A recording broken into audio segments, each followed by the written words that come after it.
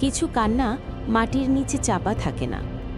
দাদু রেখে যাওয়া বিশাল পুরনো সম্পত্তি বিক্রি করতে যখন আরফান আধারমানি গ্রামে ফিরে এলো, সে ভেবেছিল কাজটা হবে খুব সাধারণ।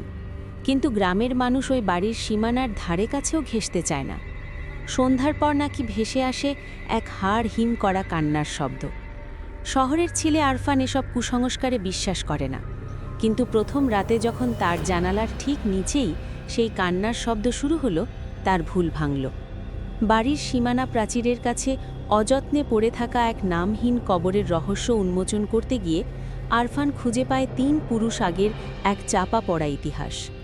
রক্তের দাগ কি শুকিয়ে গেছে, নাকি বংশ পরম্পরায় সেই অভিশাপ আজও বেঁচে আছে? আরফান কি পারবে সেই কান্নার উৎস খুঁজে বের করতে, নাকি তাকেও ঠাঁই নিতে হবে সেই পুরানো কবরে? অফিস থেকে ফিরতে ফিরতে রাত প্রায় ১১টা। ঢাকার আকাশটা গত ৩ দিন ধরে গোমড়া করে আছে। টিপটিপ বৃষ্টির সাথে ভ্যাপসা গরম, সব মিলিয়ে এক অসহ্য আবহাওয়া। আরফান লিফটের জন্য অপেক্ষা না করে সিঁড়ি দিয়েই ৩ তলায় নিজের ফ্ল্যাটে উঠল। পকেটে চাবি খুঁজতে গিয়েই নজর গেল দরজার নিচের ফাঁক দিয়ে গলিয়ে দেওয়া একটা হলুদ খামের দিকে। খামটা দেখেই বোঝা যায় এটা সাধারণ কোনো চিঠি নয়। এখনকার যুগে এমন হলুদ রঙের মোটা কাগজে কেউ চিঠি লেখে না। তাছাড়া খামটার ওপর বেশ ধুলো জমে আছে, যেন বহুদিন কোনো ডাক বিভাগের অন্ধকার কোণে পড়েছিল। দরজার তালা খুলে ভেতরে ঢুকল আরফান। টাইয়ের নটটা ঢিলা করতে করতে খামটা হাতে তুলে নিল। অদ্ভুত একটা গন্ধ, পুরনো কাগজ আর ন্যাপথালিনের সাথে মেশানো স্যাঁতস্যাঁতে মাটির গন্ধ। খামের ওপরে গোটা গোটা অক্ষরে অনেকটা কাঁপা কাঁপা হাতে লেখা প্রাপকের নাম। প্রাপক আরফান চৌধুরী, যত্নে মরহুম আবরার চৌধুরীর নাতি। প্রেরকের ঠিকানার জায়গায় লেখা নামটা পড়তেই আরফানের কপালে ভাঁজ পড়ল। মুন্সি বশির উদ্দিন, গ্রাম আধারমানিক, জেলা সুনামগঞ্জ। আধারমানিক নামটা উচ্চারিত হওয়ার সাথে সাথেই আরফানের মস্তিষ্কের কোনো এক গভীর কোণে একটা অস্পষ্ট স্মৃতি নড়ে চড়ে উঠল। দাদুর সেই বিশাল বাড়ি, জমিদার বাড়ি। ছোটবেলায় একবারই গিয়েছিল সে, খুব আবছা মনে আছে। বিশাল দিঘি, পুরনো দালান আর বাড়ির পেছনের সীমানা প্রাচীর ঘেঁষা জঙ্গল। বাবা মারা যাওয়ার পর ওই বাড়ির সাথে তাদের আর কোনো যোগাযোগ ছিল না। সোফায় বসে খামটা ছিঁড়ল আরফান। ভেতর থেকে বেরিয়ে এলো এক তাদিতে হলুদ কাগজ। কালির রংটাও কালচে হয়ে গেছে। মুন্সি বশির উদ্দিন দাদুর আমলের ঘাস কামড়া দেখাশোনা করতেন। লোকটা কি এখনো বেঁচে আছে? চিঠিটা খুব ছোট, কিন্তু প্রতিটি শব্দ যেন সতর্ক বার্তা দিচ্ছে। স্নেহের আরফান বাবা, আশা করি ভালো আছো। অনেক দিন তোমাদের কোনো খোঁজ নেই, কিন্তু সময় আর বেশি নেই। তুমি গত মাসে যে দালাল পাঠিয়েছিলে বাড়িটা বিক্রি করার জন্য, সে পালিয়ে গেছে। তাকে দোষ দিই না। সন্ধ্যার পর এই হাভেলির সীমানায় দাঁড়ানোর সাহস এখন আর কারও নেই। কর্তামশাইয়ের, তোমার দাদুর করা সেই ভুলটা আজ আবার জেগে উঠছে। অমাবস্যা ঘনিয়ে আসছে বাবা। পেছনের নামহীন কবরটার মাটি গত রাতে সরে যেতে দেখেছি। ওটা কাঁদছে। বহু বছর পর ওটা আবার কাঁদছে। যদি সম্পত্তি বিক্রি করতেই চাও তবে অবিলম্বে এসো, আর যদি নাও বিক্রি করো তবুও এসো, কারণ রক্ত তার উত্তরাধিকারী খোঁজে। দেরি করো না। ইতি, তোমার দাদুর নিমখরাম ভৃত্য বশির। আরফান চিঠিটা টেবিলের ওপর ছুঁড়ে ফেলল। যত সব গাঁজাখুরি গপ্প, বিড়বিড় করে উঠল সে। গ্রামের মানুষগুলোর এই এক সমস্যা, শিক্ষার আলো পৌঁছায়নি, তাই এখনও ভূত প্রেত আর কুসংস্কারে বিশ্বাস করে। বাড়িটা বিক্রি করা দরকার। বাবার চিকিৎসার ঋণের টাকা শোধ করতে হলে ওই পুরনো জঞ্জাল বিক্রি করা ছাড়া উপায় নেই। সে উঠে গিয়ে ফ্রিজ থেকে এক বোতল ঠান্ডা পানি বের করল।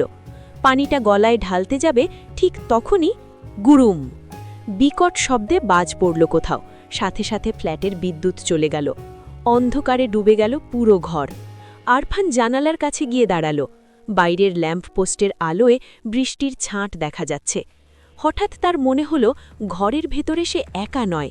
টেবিলের ওপর রাখা চিঠিটা যেন অন্ধকারে জ্বলছে, আর তার নাকে আবার সেই গন্ধটা এসে লাগল, পুরনো কাগজ আর পচা মাটির গন্ধ। ঠিক যেন কোনো সদ্য খোঁড়া কবরের মাটি কেউ তুলে এনেছে তার ড্রয়িং রুমে। আরফান মোবাইলের টর্চ জ্বালালো। আলোটা গিয়ে পড়ল টেবিলের ওপর রাখা চিঠির শেষ লাইনটার ওপর। ওটা কাঁদছে। বহু বছর পর ওটা আবার কাঁদছে। বাতাসের শব্দ নাকি মনের ভুল? জানালার কাঁচের ওপাশ থেকে কি কোনো দীর্ঘশ্বাসের শব্দ ভেসে এলো? আরফান মাথা ঝাড়া দিল। কালই রওনা দিতে হবে। মুন্সি বশিরকে সামনাসামনি জিজ্ঞাসা করা দরকার, কিসের নাটক শুরু করেছে তারা। সে জানত না আধার মানিক তাকে ডাকছে, আর যে একবার ওই আধারে পা দেয় তার ফিরে আসার পথ খুব সহজে খোলে না। সুনামগঞ্জ শহর থেকে আধার মানিক গ্রামটা বেশ দূরে।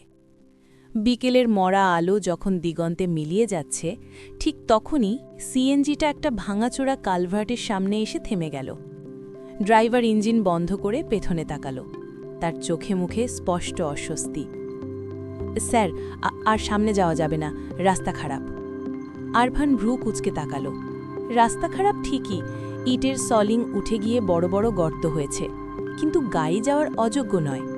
আসল কারণটা বুঝতে বাকি রইল না তার। ড্রাইভার ভয় পাচ্ছে। গ্রামের মুখে চায়ের দোকানে যখন সে চৌধুরী বাড়ির কথা জিজ্ঞেস করেছিল, তখনই সবার গলার স্বর নিচু হয়ে গিয়েছিল। ভাড়া মিটিয়ে কাঁধের ব্যাগটা তুলে নিল আরফান। কালভার্ট পার হয়ে পায়ে হাঁটা পথ। দুপাশে ঘন জঙ্গল। মাঝখান দিয়ে চলে গেছে একসময়ের রাজকীয় রাস্তা, যা এখন আগাছার দখলে। ঝিঝি পোকার ডাক শুরু হয়ে গেছে। বাতাসের শোঁ শোঁ শব্দের সাথে বাঁশঝাড়ের ক্যাচক্যাচ আওয়াজ পরিবেশটাকে কেমন যেন ভারী করে তুলেছে। প্রায় 15 মিনিট হাঁটার পর অবশেষে সেই বিশাল লোহার গেটটা নজরে এলো। এককালে হয়তো ওটার রং কালো ছিল, এখন পুরোটাই মরচে ধরে লালচে হয়ে গেছে। গেটের ওপরের কারুকাজ করা নাম ফলকটা লতাপাতায় ঢাকা। কোনো মতে পড়া যাচ্ছে চৌধুরী মঞ্জিল। গেটটা ঠেলে ভেতরে ঢুকতেই এক অদ্ভুত নিস্তব্ধতা গ্রাস করল তাকে। বাইরের জগতের সাথে এই সীমানার ভেতরের জগতের যেন কোনো মিল নেই। বিশাল উঠোন পেরিয়ে দূরে দাঁড়িয়ে আছে সেই দোতলা অট্টালিকা। বাড়িটাকে প্রথম দেখায় আরফানের মনে হলো ওটা কোনো জড়বস্তু নয়, বরং বিশাল এক মৃত প্রাণী। দেয়ালের পলেস্তারা খসে পড়ে ইটের পাঁজর বেরিয়ে পড়েছে। জানলার কাঁচগুলো ভাঙা, যেন অন্ধ কোটর দিয়ে বাড়িটা এক দৃষ্টিতে তাকিয়ে আছে তার দিকে। আর সব কিছুর ওপর জমে আছে পুরু ধুলোর আস্তরণ। বারান্দার রেলিং, সিঁড়ি, থাম, কোথাও এক চিলতে পরিষ্কার জায়গা নেই। মনে হচ্ছে গত 50 বছর ধরে সময় এখানে থমকে আছে, আর ধুলো বালি এসে সেই থমকে থাকার সময়টাকে ঢেকে দিয়েছে। কে? হঠাৎ একটা খসখসে গলার আওয়াজে চমকে উঠল আরফান। বারান্দার অন্ধকার কোণ থেকে লণ্ঠন হাতে বেরিয়ে এলো এক ছায়ামূর্তি। জরাজীর্ণ শরীর, পরনে মলিন লুঙ্গি আর ফতুয়া। গর্তে ঢুকে যাওয়া চোখ দুটো পিটপিট করে তাকাচ্ছে। বশির চাচা? আরফান জিজ্ঞাসা করল। বৃদ্ধ মানুষটা হারিকেনটা একটু উঁচুতে তুললেন। আলোটা আরফানের মুখে পড়তেই বৃদ্ধের শরীরটা কেঁপে উঠল। ছোট কর্তা, আপনি আপনি এসেছেন? বশিরের গলায় আনন্দের চেয়ে আতঙ্কের সুরই বেশি। আমি ভাবি নাই আপনি সত্যি আসবেন। চিঠি পেয়ে চলে এলাম, কিন্তু বাড়ির এই অবস্থা কেন? কেউ থাকে না এখানে? বশির দীর্ঘশ্বাস ফেললেন। থাকার সাহস কার আছে দাদুভাই? আমি থাকি ওই গেট সংলগ্ন ছোট কুঠুরিতে। মূল বাড়িতে ঢোকার সাহস সন্ধ্যার পর আমারও নেই, কিন্তু আজ আপনি এসেছেন, সদর দরজা খুলতেই হবে। বশির পকেট থেকে একগুচ্ছ চাবি বের করলেন। মরচে ধরা একটা চাবি দিয়ে বিশাল কাঠের দরজার তালাটা খোলা হলো। দরজাটা খোলার সময় এমন এক আর্তনাদ করে উঠল, যেন বাড়িটা যন্ত্রণায় কোকিয়ে উঠল। ভেতরের বাতাস ভ্যাপসা। বহু বছর আলো বাতাস না ঢুকায় এক ধরনের গুমোট গন্ধ তৈরি হয়েছে। বশির হারিকেনটা নিয়ে আগে আগে চললেন। সাবধানে আসবেন দাদুভাই, মেঝেময় ধুলো আর মাকড়সার জাল। ড্রয়িং রুমটা বিশাল। আবছা আলোয় দেখা যাচ্ছে সোফা, ক্যাবিনেট আর ঝাড়বাতিগুলো সাদা চাদরে ঢাকা। অন্ধকারে সাদা চাদর ঢাকা আসবাবপত্রগুলোকে মনে হচ্ছে যেন এক একটা প্রেতাত্মা ঘাপটি মেরে বসে আছে। ধুলোর আস্তরণ এতটাই পুরু যে আরফানের জুতোর ছাপ স্পষ্ট হয়ে ফুটে উঠছে মেঝেতে। মনে হচ্ছে সে চাঁদের বুকে হাঁটছে। বশির দোতলার সিঁড়ির দিকে ইশারা করলেন। ওপরে আপনার বাবার ঘরটা পরিষ্কার করেছি কোনো মতে, আপনি ফ্রেশ হয়ে নিন, আমি রাতের খাবার নিয়ে আসছি। আর হ্যাঁ। বশির সিঁড়ির মুখে দাঁড়িয়ে হঠাৎ থেমে দিলেন। ঘুরে আরফানের দিকে তাকালেন। হারিকেনের কাপা কাপা আলোয় বৃদ্ধের মুখটা ভয়ঙ্কর দেখালো। দাদুভাই, একটা কথা, রাতে যদি কোনো আওয়াজ পান কান দেবেন না, আর ভুলেও পেছনের বারান্দার দরজা খুলবেন না। ওই বারান্দাটা সোজা দিঘি আর ওই নামহীন কবরের দিকে মুখ করা। আরফান হাসার চেষ্টা করল। তুমি এখনও ওসব বিশ্বাস করো চাচা? বশির কোনো উত্তর দিলেন না, শুধু বিড়বিড় করলেন, বিশ্বাস আর অবিশ্বাসে তার কিছু আসে যায় না, সে তার নিজের নিয়মেই চলে। বশির চলে যাওয়ার পর আরফান সিঁড়ি বেগে দোতলায় উঠল। ঘরটা বেশ বড়, একটা প্রাচীন পালঙ্ক, ড্রেসিং টেবিল আর একটা ইজি চেয়ার। জানলা দিয়ে বাইরে তাকালো সে। অন্ধকার, নিরেট অন্ধকার। তবে সেই অন্ধকারের মধ্যেও কিছু একটা আছে। বাড়ির সীমানা প্রাচীরের কাছে জঙ্গলটা যেখানে সবচেয়ে ঘন, সেখানে কুয়াশা জমে আছে। আরফানের মনে হলো ওই কুয়াশার কুণ্ডলিটা যেন নড়ছে। হঠাৎ করেই বাতাসের বেগ বাড়ল। জানলার কপাটটা সশব্দে বাড়ি খেল দেয়ালে। আরফান ছিটকিনি লাগাতে গেল, ঠিক তখনই তার কানে এলো শব্দটা, খুব ক্ষীণ কিন্তু স্পষ্ট, ঠিক যেমনটা চিঠিতে লেখা ছিল। কেউ একজন ফুপিয়ে কাঁদছে। শব্দটা বাড়ির ভেতর থেকে আসছে না, আসছে ওই কুয়াশা ঘেরা অন্ধকার জঙ্গল থেকে।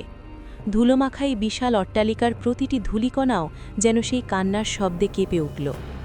আরফান জানলার ভ্রিলটা শক্ত করে ধরল। তার যুক্তিবাদী মন বলছে এটা বাতাসের শব্দ, কিন্তু তার মেরুদণ্ড বেয়ে নেমে গেল এক হিমশীতল স্রোত। রাত কেবল সুর। বহরের আলো ফোটার সাথে সাথে চৌধুরী বাড়ির রূপটা একটু অন্যরকম দেখায়। রাতের সেই হাড় হিম করা ভাবটা কিছুটা কেটে গেছে ঠিকই, কিন্তু বিশাল বাড়িটার গায়ে লেগে থাকা বিষণ্ণতা দিনের আলোতেও স্পষ্ট। আরফানের সারা শরীরে ব্যথা। কাল রাতে সে এক ফোঁটাও ঘুমোতে পারেনি। বারবার মনে হয়েছে জানালার ওপাশে অন্ধকারে কেউ একজন দাঁড়িয়েছিল। সকালে উঠে আর দেরি করেনি সে। গ্রামের পরিবেশটা বোঝা দরকার, আর গ্রামের খবর পাওয়ার সবচেয়ে ভালো জায়গা হলো চায়ের দোকান। বাড়ির গেট পেরিয়ে খানিকটা হাঁটলেই বকুলতলা বাজার। বাজার বলতে গুটি কয়েক দোকানপাট, টিনের চাল দেওয়া একটা মুদি দোকান, একটা সেলুন আর রহমতের চায়ের দোকান। সকাল 8টা বাজে, দোকানে বেশ ভিড়। ধোয়া ওঠা চায়ের কাপ হাতে গ্রামের মানুষের আড্ডা জমে উঠেছে। রাজনীতি থেকে শুরু করে ধানের দাম সবই আলোচনার বিষয়। কিন্তু আরফান যখন দোকানের সামনে গিয়ে দাঁড়ালো, হঠাৎ করেই সব শব্দ থেমে গেল, যেন কেউ রিমোট কন্ট্রোল দিয়ে আড্ডার ভলিউম মিউট করে দিয়েছে। দোকানের কাঠের বেঞ্চে বসে থাকা লোকগুলো একে অপরের দিকে তাকাতে লাগল। রহমত চা বানাচ্ছিল, কেতুলি থেকে লিকার ঢালতে গিয়ে সে থমকে গেল। সবার দৃষ্টি আরফানের ওপর। দৃষ্টিগুলো খুব স্বাভাবিক নয়, তাতে মিশে আছে কৌতূহল, করুণা এবং চাপা ভয়। আরফান অস্বস্তিটা কাটাতে হাসার চেষ্টা করল। একটা খালি বেঞ্চে বসে বলল, ভাই 1 কাপ লাল চা দিন, সাথে চিনি কম। রহমত তোয়ালে দিয়ে হাত মুছতে মুছতে সামনে এলো। তার বয়স হয়েছে, চুলে পাক ধরেছে। সে নিচু গলায় বলল, আপনি কি চৌধুরী বাড়ির? হ্যাঁ, আমি আবরার চৌধুরীর নাতি আরফান, কাল এসেছি। মুহূর্তের মধ্যে দোকানের ভেতর একটা ফিসফাস শুরু হলো। ইনিই তাহলে সেই বারিশ? বেচারা জানে না কোন আগুনের গর্তে পা দিয়েছে। কাল তো অমাবস্যা, আজকেই আসা লাগতো। আরফান কান খাড়া করল। কথাগুলো অস্পষ্ট, কিন্তু অমাবস্যা আর আগুন শব্দ দুটো তার কানে বিঁধল। সে চায়ের কাপে চুমুক দিয়ে পাশে বসা এক বৃদ্ধকে উদ্দেশ্য করে বলল, চাচা, গ্রামের মানুষ কি আমাদের ওপর এখনও রেগে আছে? কেউ তো ওই বাড়ির দিকে তাকাতেও চায় না। বৃদ্ধের নাম হাশেম, গাল ভর্তি সাদা দাড়ি। তিনি হাতের বিড়িটা ফেলে দিয়ে সোজা আরফানের চোখের দিকে তাকালেন। সেই চোখে অদ্ভুত এক কাঠিন্য। রাগ না বাবা, রাগ না, ওটা হলো ভয়, জানের ভয়। আরফান ভ্রু কুঁচকে বলল, কিসের ভয়? বশির চাচা বলল একটা কবরের কথা। আপনারা কি সত্যি বিশ্বাস করেন ওটা কাঁদে? হাশেম চাচা শুকনো হাসলেন, হাসিটা ব্যঙ্গাত্মক। বিশ্বাস? বিশ্বাস তো করি আল্লাহ খোদারে, আর ওটা তো চোখের সামনে দেখা সত্য। তুমি কি মনে করো ওই কবরটা এমনিতে হয়েছে? তোমার দাদু আবরার চৌধুরী প্রতাপশালী লোক ছিলেন, কিন্তু ক্ষমতার দম্ভে তিনি এমন এক পাপ করেছিলেন যার মাসুল আজ 3 পুরুষ ধরে দিতে হচ্ছে। দোকানের পেছন থেকে এক যুবক বলে উঠল, ভাইজান, জমি বেচতে আসছেন, বেচে চলে যান, কিন্তু সাবধান, ওই বাড়ির পেছনের দিঘির পাড়ে শিমুল গাছের নিচে যে নামহীন ঢিবিটা আছে, ভুলেও ওটা খুঁড়তে যাবেন না। আরফান কৌতূহলী হয়ে উঠল, কেন, কি আছে ওটার নিচে? দোকানটা আবার নিস্তব্ধ হয়ে গেল। বাতাস ভারী হয়ে উঠল। হাশেম চাচা এবার ফিসফিস করে বললেন, এমনভাবে যেন বাতাসও কথাটা না শোনে, ওখানে লাশ নেই বাবা, ওখানে আছে জমানো আক্রোশ। গত বছর এক সার্ভেয়ার এসেছিল জমি মাপতে, সে ভুলে ওই ঢিবির ওপর দিয়ে ফিটে টেনেছিল। পরদিন তার লাশ পাওয়া গেছে দিঘির জলে। তার গলায় ছিল কালো দাগ, যেন কেউ 2 হাতে টিপে ধরেছিল। আরফানের মেরুদণ্ড দিয়ে একটা ঠান্ডা স্রোত বয়ে গেল। যুক্তিবাদী মন বলছে এগুলো সব গ্রামের গালগপ্প, কাকতালীয় ঘটনা, কিন্তু গতরাতে শোনা সেই কান্নার শব্দটা সে কিছুতেই মাথা থেকে সরাতে পারছে না। সবই বুঝলাম। আরফান চায়ের দাম মিটিয়ে উঠে দাঁড়ালো। কিন্তু আমি এসব কুসংস্কারে বিশ্বাস করি না। বাড়ি আমি বিক্রি করবই, আর তার জন্য যদি জঙ্গল পরিষ্কার করতে হয় আমি করব। সে দোকান থেকে বেরিয়ে এলো, কিন্তু তার পিছু পিছু এলো সেই ফিসফাস শব্দগুলো। শুনবে না, রক্তপথা বলছে, আজ রাতে আবার জাগবে, আজ রাতে। বাজার থেকে ফেরার পথে আরফানের মনে হলো গ্রামের প্রতিটি মানুষ তাকে দেখছে। এমনকি রাস্তার পাশের কুকুরগুলোও তাকে দেখে ঘেউ ঘেউ করছে না, বরং লেজ গুটিয়ে পালাচ্ছে। হঠাৎ তার নজরে পড়ল একটা পাগলার দিকে। রাস্তার ধারে বসে বিড়বিড় করছিল। আরফানকে দেখেই পাগলাটা খিলখিল করে হেসে উঠল। তারপর আঙ্গুল দিয়ে চৌধুরী বাড়ির দিকে ইশারা করে চিৎকার করে উঠল, বউ আসছে, লাল বেনারসি পরে বউ আসছে, মাটির নিচ থেকে বউ আসছে। আরফান দ্রুত পা চালালো। পাগল ছাগলের কথায় কান দিয়ে লাভ নেই, কিন্তু তার মনের ভেতর একটা প্রশ্ন ঘুরপাক খেতে লাগল। বশির চাচা বলল কবরের কান্নার কথা, গ্রামের মানুষ বলছে পাপের কথা, আর এই পাগল বলছে বউয়ের কথা। সবকিছুর মধ্যে কি কোনো যোগসূত্র আছে? বাড়ি ফিরতেই দেখল সদর দরজাটা হাঁ করা খোলা, অথচ সে বেরোনোর সময় নিজ হাতে তালা লাগিয়ে গেছিল। বশির চাচা তো গেটের ঘরে থাকে, তাহলে মূল দরজার তালা খুলল কে? আরফানের পা দুটো যেন মাটিতে গেঁথে গেল। খোলা দরজা দিয়ে ভেতরের অন্ধকারটা তাকে যেন ডাকছে, আর সেই অন্ধকারের ভেতর থেকে ভেসে আসছে এক পরিচিত গন্ধ, পচা রজনীগন্ধা আর ভেজা মাটির গন্ধ। খোলা দরজা দিয়ে ভেতরে ঢোকে আরফান কাউকে দেখতে পেল না। বসার ঘরের ধুলোমাখা মেঝেতে কোনো নতুন পায়ের ছাপ নেই। তাহলে দরজা খুলল কে? বাতাসের তোড়ে খোলার মতো হালকা এই দরজা নয়, ভারী সেগুন কাঠের কপাট। আরফান আর বশির চাচার খোঁজ করল না। তার মনের ভেতর এখন এক অদ্ভুত জেদ চেপে বসেছে। চায়ের দোকানে শোনা কথাগুলো, পাগলের প্রলাপ আর গতরাতের কান্না, সব কিছুর উত্তর আছে ওই বাড়ির পেছনে। সে রান্নাঘরের পেছনের দরজা দিয়ে বের হলো। এখান থেকেই শুরু হয়েছে চৌধুরী বাড়ির বিশাল সীমানা, যা এখন কার্যত এক দুর্ভেদ্য জঙ্গল। দুপুর 12টা বাজে, কিন্তু এখানে সূর্যের আলো পৌঁছাতে হিমশিম খাচ্ছে। বিশাল সব মেহেগানি আর রেনট্রি গাছ আকাশটা এমনভাবে ঢেকে রেখেছে যে মনে হয় জায়গাটা চিরস্থায়ী গোধূলিতে আটকে আছে। পায়ের নিচে শুকনো পাতার মর্মর শব্দ ছাড়া আর কোনো শব্দ নেই, এমনকি কোনো পাখির ডাকও শোনা যাচ্ছে না। প্রকৃতির এই অস্বাভাবিক নীরবতা আরফানের বুকের ধরফরানি বাড়িয়ে দিল। সে পকেট থেকে রুমাল বের করে ঘাম মুছল। ভ্যাপসা গরম, আর বাতাসে সেই পরিচিত পচা ফুলের গন্ধটা এখন অনেক বেশি তীব্র। প্রায় 10 মিনিট জঙ্গল ঠেলে হাঁটার পর জঙ্গলটা হঠাৎ ফাঁকা হয়ে গেল। সামনেই সেই দিঘি, মজে যাওয়া কালো পানি, তাতে শ্যাওলা আর কচুরিপানা। আর দিঘির ঠিক দক্ষিণ পাড়ে একটা বিশাল মরা শিমুল গাছের নিচে সেই ঢিবি। আরফান থমকে দাঁড়ালো। জায়গাটা অদ্ভুত। চারপাশের জমিতে আগাছা আর লতাপাতা গিজগিজ করছে, কিন্তু ওই নির্দিষ্ট জায়গাটুকু একদম পরিষ্কার, যেন কেউ নিয়মিত সেখানকার আগাছা পরিষ্কার করে রাখে। মাঝখানে মাটি উঁচু হয়ে আছে, কোনো কবর ফলক নেই, কোনো পাথর বসানো নেই, কেবল কালো চটচটে মাটির একটা স্তূপ। আরফান পা টিপে টিপে এগিয়ে গেল। তার যুক্তিবাদী মন বলছে এটা স্রেফ মাটির স্তূপ, আর কিছু নয়, কিন্তু তার শরীর বলছে অন্য কথা। ঢিবিটার যত কাছে সে যাচ্ছে, তার মনে হচ্ছে বাতাসের তাপমাত্রা ততই কমে আসছে।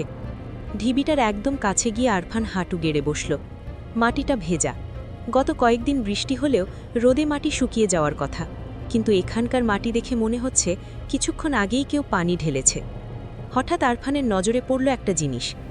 মাটির স্তূপের এক কোণ থেকে একটা লাল কাপড় ওকি দিচ্ছে। বাজারের সেই পাগলের চিৎকার মনে পড়ে গেল আরফানের। লাল বেনারসি পরে বউ আসছে। কৌতূহল সংবরণ করতে না পেরে আরফান হাত বাড়াল। লাল কাপড়ের টুকরোটা ধরে আলতো টান দিল। কাপড়টা উঠে এলো না। মনে হলো মাটির নিচে ওটা শক্ত কিছুর সাথে আটকে আছে। আরফান আরেকটু জোরে টান দিল। ঠিক তখনই ঘটনাটা ঘটল। মাটির নিচ থেকে একটা অদ্ভুত কম্পন তার হাতে এসে লাগল। কোনো ভূমিকম্প নয়, মনে হলো মাটির নিচে শুয়ে থাকা কোনো বিশাল প্রাণী নিঃশ্বাস নিল। ঢিবিটার মাঝখানের মাটিটা একটু যেন ফুলে উঠল, আবার দেবে গেল। আরফান ছিটকে হাত সরিয়ে নিল। অসম্ভব! নিজের অজান্তেই চিৎকার করে উঠল সে।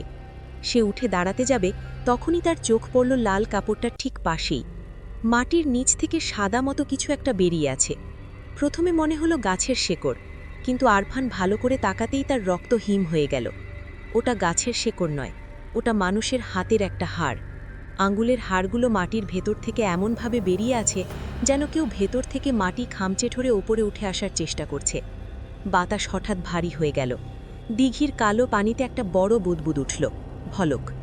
আর সাথে সাথেই সেই শব্দটা। দিনের আলোতেও মাথার ওপর সূর্য থাকার পরও আরফান স্পষ্ট শুনতে পেল। কান্নার শব্দ নয়, এবার শোনা গেল এক নারী কণ্ঠের ফিসফিসানি, একদম তার কানের কাছে। তুমি এসেছ? আরফান আর এক মুহূর্ত দাঁড়াল না। যুক্তি, তর্ক, বিজ্ঞান সব ভুলে সে উল্টো দিকে দৌড় দিল। শিমুল গাছের ডালগুলো যেন হাত বাড়িয়ে তাকে ধরার চেষ্টা করল। কাঁটা ঝোপে তার শার্ট ছিঁড়ে গেল, পায়ে কাঁটা ফুটল, কিন্তু সে থামল না। একদম বাড়ির বারান্দায় এসে যখন সে থামল, তখন তার শ্বাস ফুরিয়ে এসেছে। বুকটা হাঁপড়ের মতো ওঠানামা করছে। সে ভেবেছিল দৌড়ে পালিয়ে এসেছে, কিন্তু বারান্দার মেঝেতে নিজের ছায়ার দিকে তাকিয়ে সে চমকে গেল। তার ডান হাতে তখনও ধরা আছে সেই লাল কাপড়ের টুকরোটা।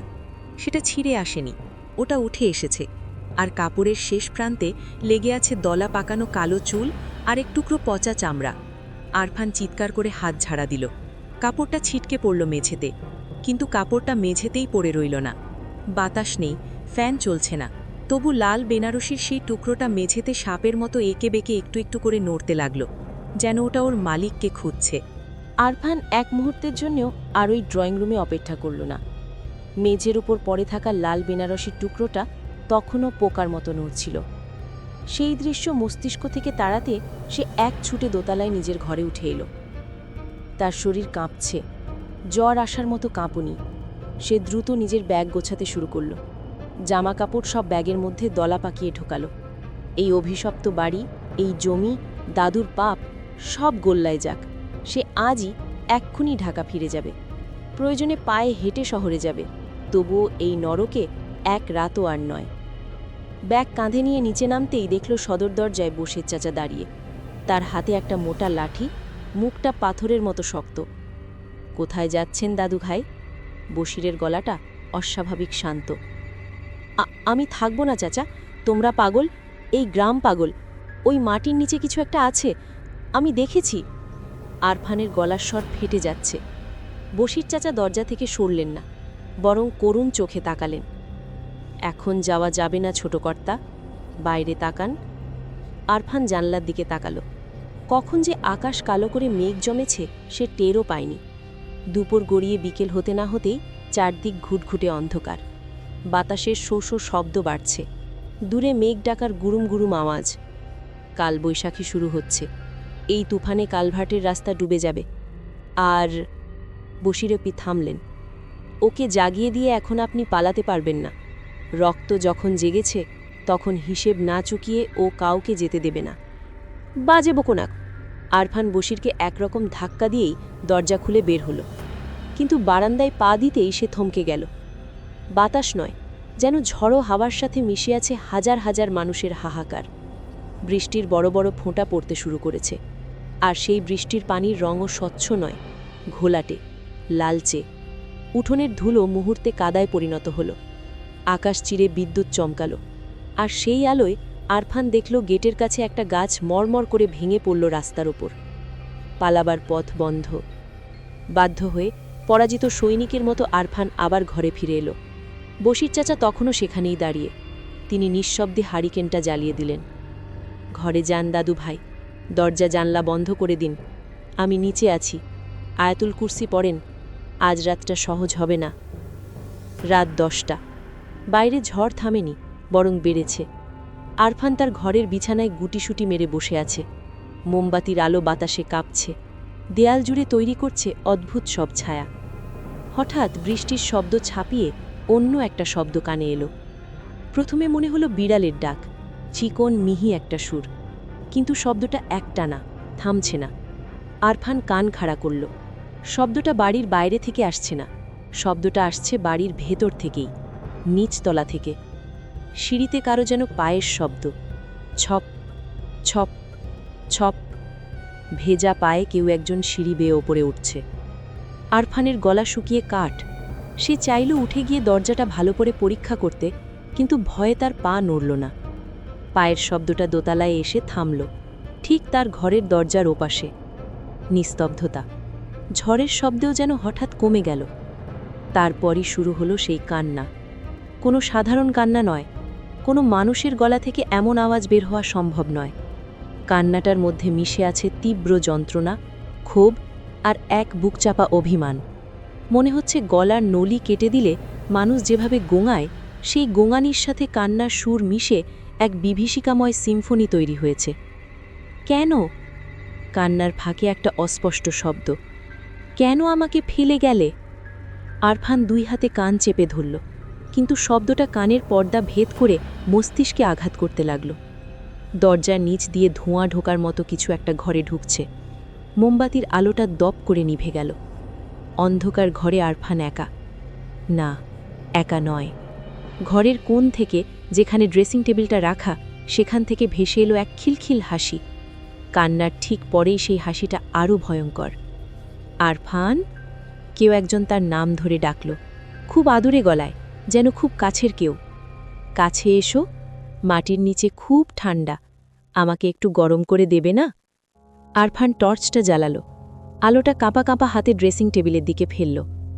আয়নায় কিছু দেখা যাচ্ছে না, কিন্তু আয়নার সামনে রাখা চেয়ারটায় কেউ বসে নেই, কিন্তু চেয়ারের গদিতে স্পষ্ট দেখা যাচ্ছে ভিজে যাওয়া ছাপ, যেন কেউ এইমাত্র পুকুর থেকে উঠে এসে ভিজে কাপড়ে সেখানে বসেছিল। আর মেঝের ওপর গড়িয়ে আসছে সেই লাল বেনারসির টুকরোটা। আরফান চিৎকার করতে চাইল, কিন্তু তার গলা দিয়ে কোনো শব্দ বের হলো না। সে দেখল জানালার কাঁচের ওপাশে বিদ্যুতের আলোয় এক মুহূর্তের জন্য ভেসে উঠল একটা মুখ, পচা, গলে যাওয়া একটা মুখ। একদিকের গাল নেই, দাঁতগুলো বেরিয়ে আছে, আর অক্ষিকটারে চোখের বদলে জ্বলছে দুটো আগুনের ভাঁটা। সেটা জানালার কাছে নখ দিয়ে আঁচড় কাটল। খস খস খস, আর সাথে সাথেই শুরু হলো সেই বুক ফাটা কান্না। এবার আর আস্তে নয়, এবার চিৎকার করে, পুরো বাড়ি কাঁপিয়ে। মনে হলো বাড়ির প্রতিটি ইট, প্রতিটি কাঠ সেই কান্নায় যোগ দিয়েছে। পুরানো কবর আজ আর মাটির নিচে নেই, সে উঠে এসেছে ওপরে। ভোরের আলো যখন জানালার ভাঙা কাঁচ ভেদ করে আরফানের চোখে পড়ল, তখনও সে মেঝের এক কোণে গুটিসুটি মেরে বসে আছে। কখন যে ভয়ের চোটে জ্ঞান হারিয়েছিল তার মনে নেই। বাইরে ঝড় থেমে গেছে, পাখির ডাক শোনা যাচ্ছে, সবকিছুই খুব স্বাভাবিক, খুব শান্ত। আরফান চোখ ডলে উঠে দাঁড়ালো। শরীরটা ব্যথায় টনটন করছে। কাল রাতের ঘটনাটা কি পুরোটাই মনের ভুল ছিল? হয়তো অতিরিক্ত দুশ্চিন্তা আর ক্লান্তির কারণে হ্যালুসিনেশন হয়েছে। সে বাথরুমে গিয়ে চোখে মুখে পানি দিল। আয়নায় নিজের চেহারা দেখে নিজেই আতকে উঠল। চোখের নিচে কালি, চুল উস্কো খুস্কো। নিজেকে শান্ত করার জন্য সে বিড়বিড় করল, সব মনের ভুল, সব স্বপ্ন। কিন্তু বাথরুম থেকে বেরিয়ে ঘরে পা দিতেই তার সেই সান্ত্বনা নিমিষেই মিলিয়ে গেল। মেঝের দিকে তাকিয়ে আরফানের রক্ত হিম হয়ে গেল। দরজা কাল রাতে ভেতর থেকে বন্ধ ছিল, জানালাও ছিটকিনি দেওয়া ছিল, অথচ মেঝের উপর স্পষ্ট দেখা যাচ্ছে এক সারি কাদামাখা পায়ের ছাপ। পায়ের ছাপগুলো সাধারণ নয়, খুব ছোট, কোনো নারীর পা। আঙুলগুলো সরু, কাদাগুলো কালচে রঙের, আর তার সাথে মিশে আছে শ্যাওলা। ছাপগুলো জানালার নিচ থেকে শুরু হয়েছে, যেন কেউ জানালা ভেদ করে বা জানালার কাঁচের ভেতর দিয়ে গলে ঘরে প্রবেশ করেছে। আরফান ছাপগুলোর পিছু নিল।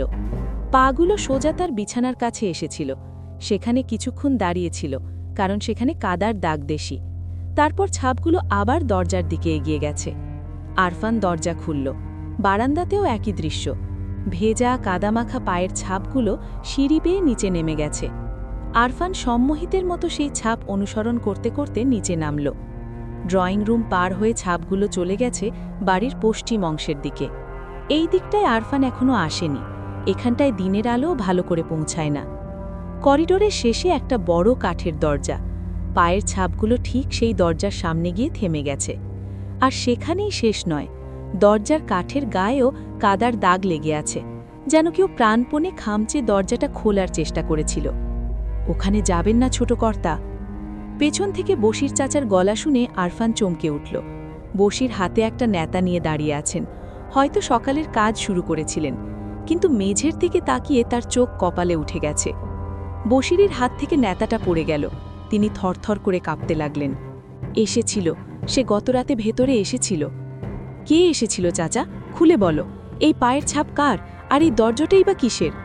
বসির শুকনো ঢোক গিললেন, ভয়ার্ক গলায় বললেন, এই ঘরটা আপনার দাদু মরহুম আবরার চৌধুরীর খাস কামরা ছিল। ওনার মৃত্যুর পর গত ২৫ বছর এই দরজা খোলা হয়নি, চাবিও হারিয়ে গেছে। আরফান দরজার দিকে তাকালো। দরজার পাল্লায় লেগে থাকা কাদার দাগগুলো এখন শুকিয়ে আসছে, কিন্তু দাগগুলো দেখে স্পষ্ট বোঝা যায় যে এসেছিল সেই ঘরের ভেতরে ঢুকতে মরিয়াছিল। ও কিছু একটা খুঁজছে, আরফান বিড়বিড় করে বলল।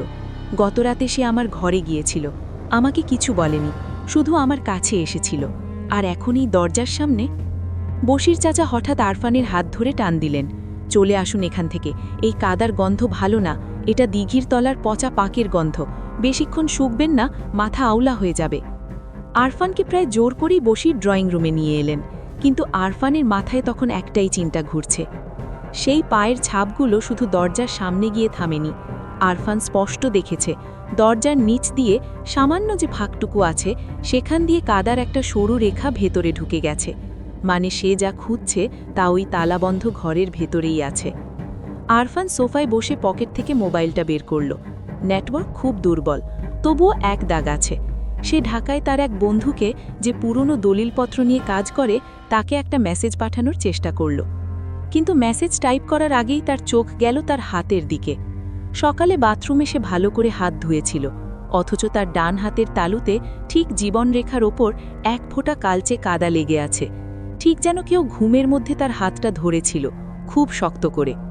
আরফান বুঝতে পারল গতরাতে সে যখন অজ্ঞান ছিল তখন সেই আগন্তুক শুধু তার পাশে দাঁড়িয়েছিল না, তাকে স্পর্শও করেছিল। বশির চাচা, আরফান শান্ত গলায় বলল, কিন্তু তার চোখের দৃষ্টি ছিল ইস্পাতের মতো কঠিন। এই তালা ভাঙতে হবে, আজই। বশির আতকে উঠলেন, না না, সর্বনাশ হবে, ও ঘরে কি আছে কেউ জানে না। সর্বনাশ যা হবার হয়ে গেছে চাচা। আরফান নিজের হাতের কাদার দাগটা মুছল। সে ভেতরে ঢুকতে চাইছে, আমি তাকে সাহায্য করব, কারণ আমি দেখতে চাই দাদু ওই ঘরের ভেতরে কি লুকিয়ে রেখে গেছেন, যা পাওয়ার জন্য মৃত্যুর পরেও কেউ শান্তি পাচ্ছে না। ঠিক তখনই বন্ধ ওই খাস কামরার ভেতর থেকে একটা শব্দ এলো, ধপাস, যেন ভারী কোনো বই বা ফাইল সেলফ থেকে নিচে পড়ল। দিনের আলোয় বন্ধ ঘরের ভেতরে, যেখানে মানুষ ঢোকার উপায় নেই, সেখানে জিনিসপত্র নড়ছে। তদন্ত শুরু হয়ে গেছে। আরফান ঘর থেকে একটা ভারী শাবল খুঁজে বের করল। পুরনো আমলের লোহার শাবল, বেশ ভারী, কিন্তু মোর্চে ধরে ভোঁতা হয়ে গেছে। তবুও কাঠের দরজা ভাঙার জন্য এটুকুই যথেষ্ট। সে যখন শাবল হাতে সেই তালাবদ্ধ দরজার দিকে এগোলো, বশির চাচা আর নিজেকে সামলাতে পারলেন না।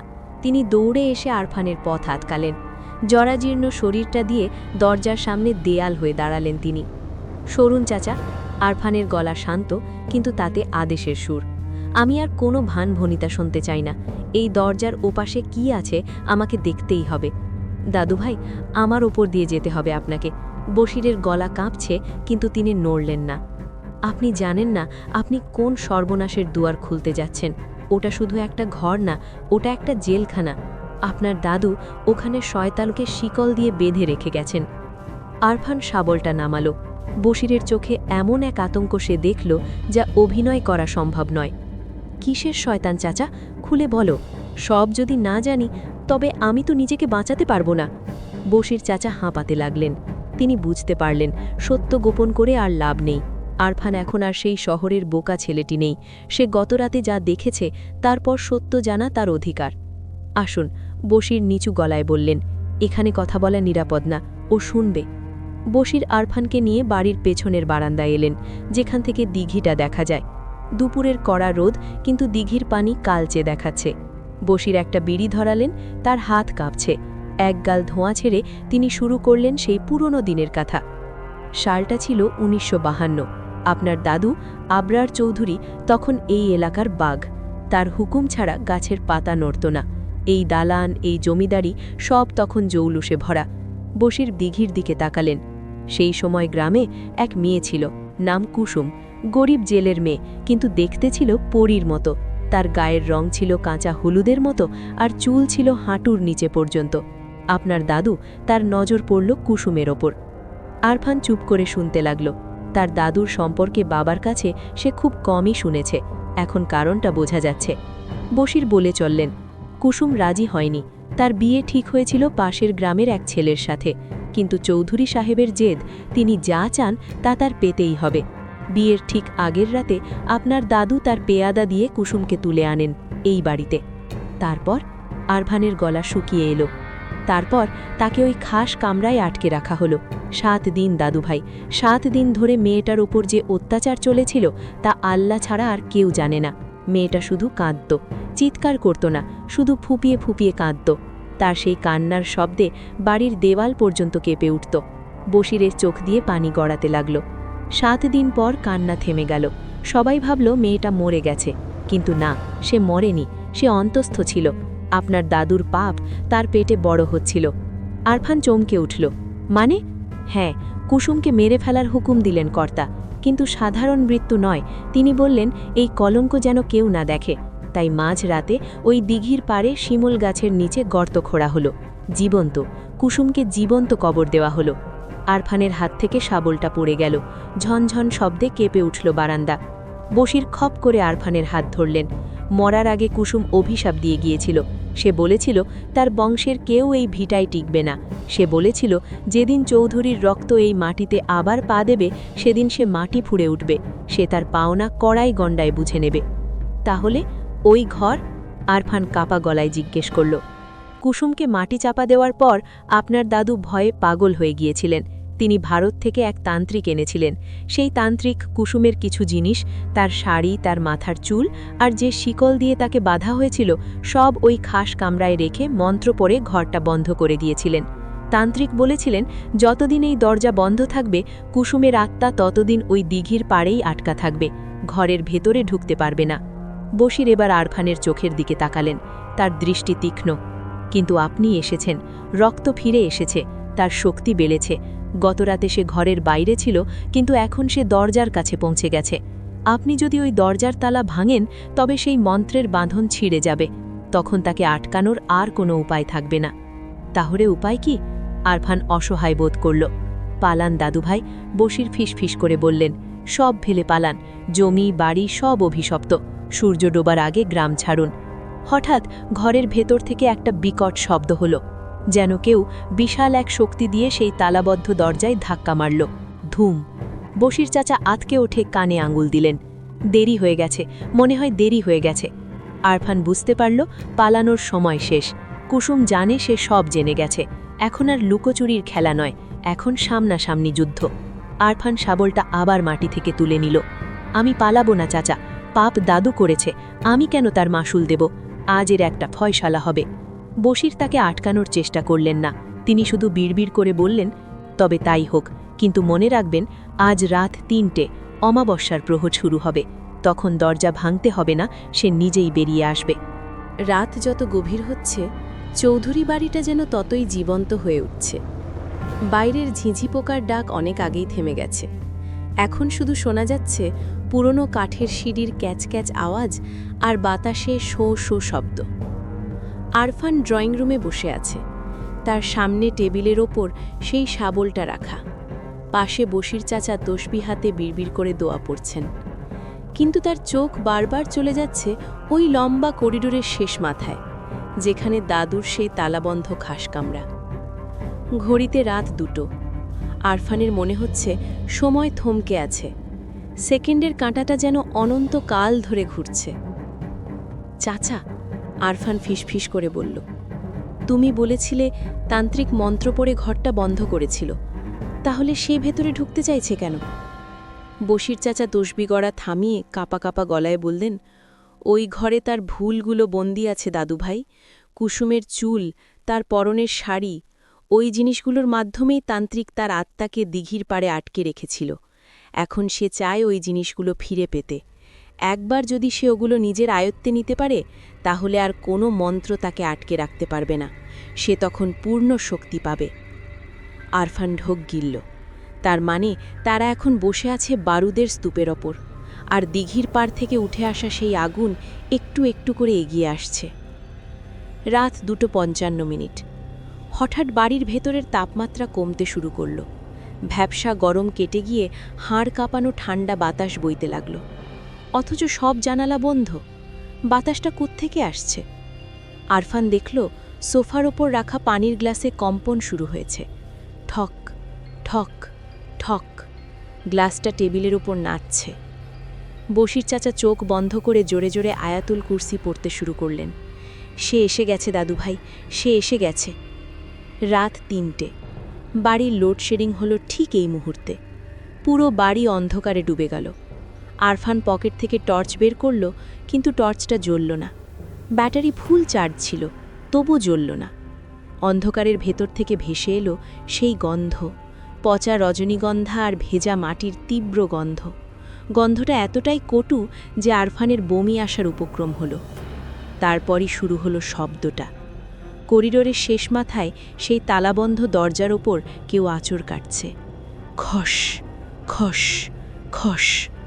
মনে হচ্ছে ধারালো নখ দিয়ে কেউ কাঠের দরজাটা চিরে ফেলার চেষ্টা করছে। শব্দটা বাইরে থেকে নয়, মনে হচ্ছে দরজার ভেতর থেকেও একই সাথে কেউ আঁচড় কাটছে, যেন ভেতরের বন্দি জিনিসগুলো বাইরের মনিবকে সাড়া দিচ্ছে। খুলে দাও। বাতাসে ভেসে এলো এক ফিসফিসানি। এবার আর কান্না নয়, এবার আদেশ। আরফান শাবলটা হাতে তুলে নিল। অন্ধকারে সে কিছুই দেখতে পাচ্ছে না, শুধু শব্দের উৎস অনুমান করতে পারছে। সে বশির চাচাকে ডাকল, চাচা আলো জ্বালাও, দেশলাই জ্বালাও। কোনো উত্তর এলো না। বশির চাচা কি ভয়ে অজ্ঞান হয়ে গেলেন? রাত ৩:05। আঁচড়ানোর শব্দ থামল। শুরু হলো ধাক্কা। ধুম ধুম ধুম। বিশাল সেগুন কাঠের দরজাটা যেন ভূমিকম্পে নড়ছে। মনে হচ্ছে কোনো বিশাল বুনো হাতি দরজার ওপাশে আছাড় খাচ্ছে। আরফান দেয়ালে পিঠ ঠেকিয়ে দাঁড়িয়ে রইল। তার সাহসের বাঁধ ভেঙে যাচ্ছে। সে বুঝতে পারছে শাবল দিয়ে সে মানুষকে আটকাতে পারবে, কিন্তু দরজার ওপাশে যা আছে তা লোহা লক্কর মানে না। রাত ৩:০৯। সব শব্দ হঠাৎ থেমে গেল। পিন পতন নিস্তব্ধতা। এই নিস্তব্ধতা ঝড়ের আগের চেয়েও ভয়ঙ্কর। আরফান মোবাইলটা বের করে সময় দেখল। ৩:০৯।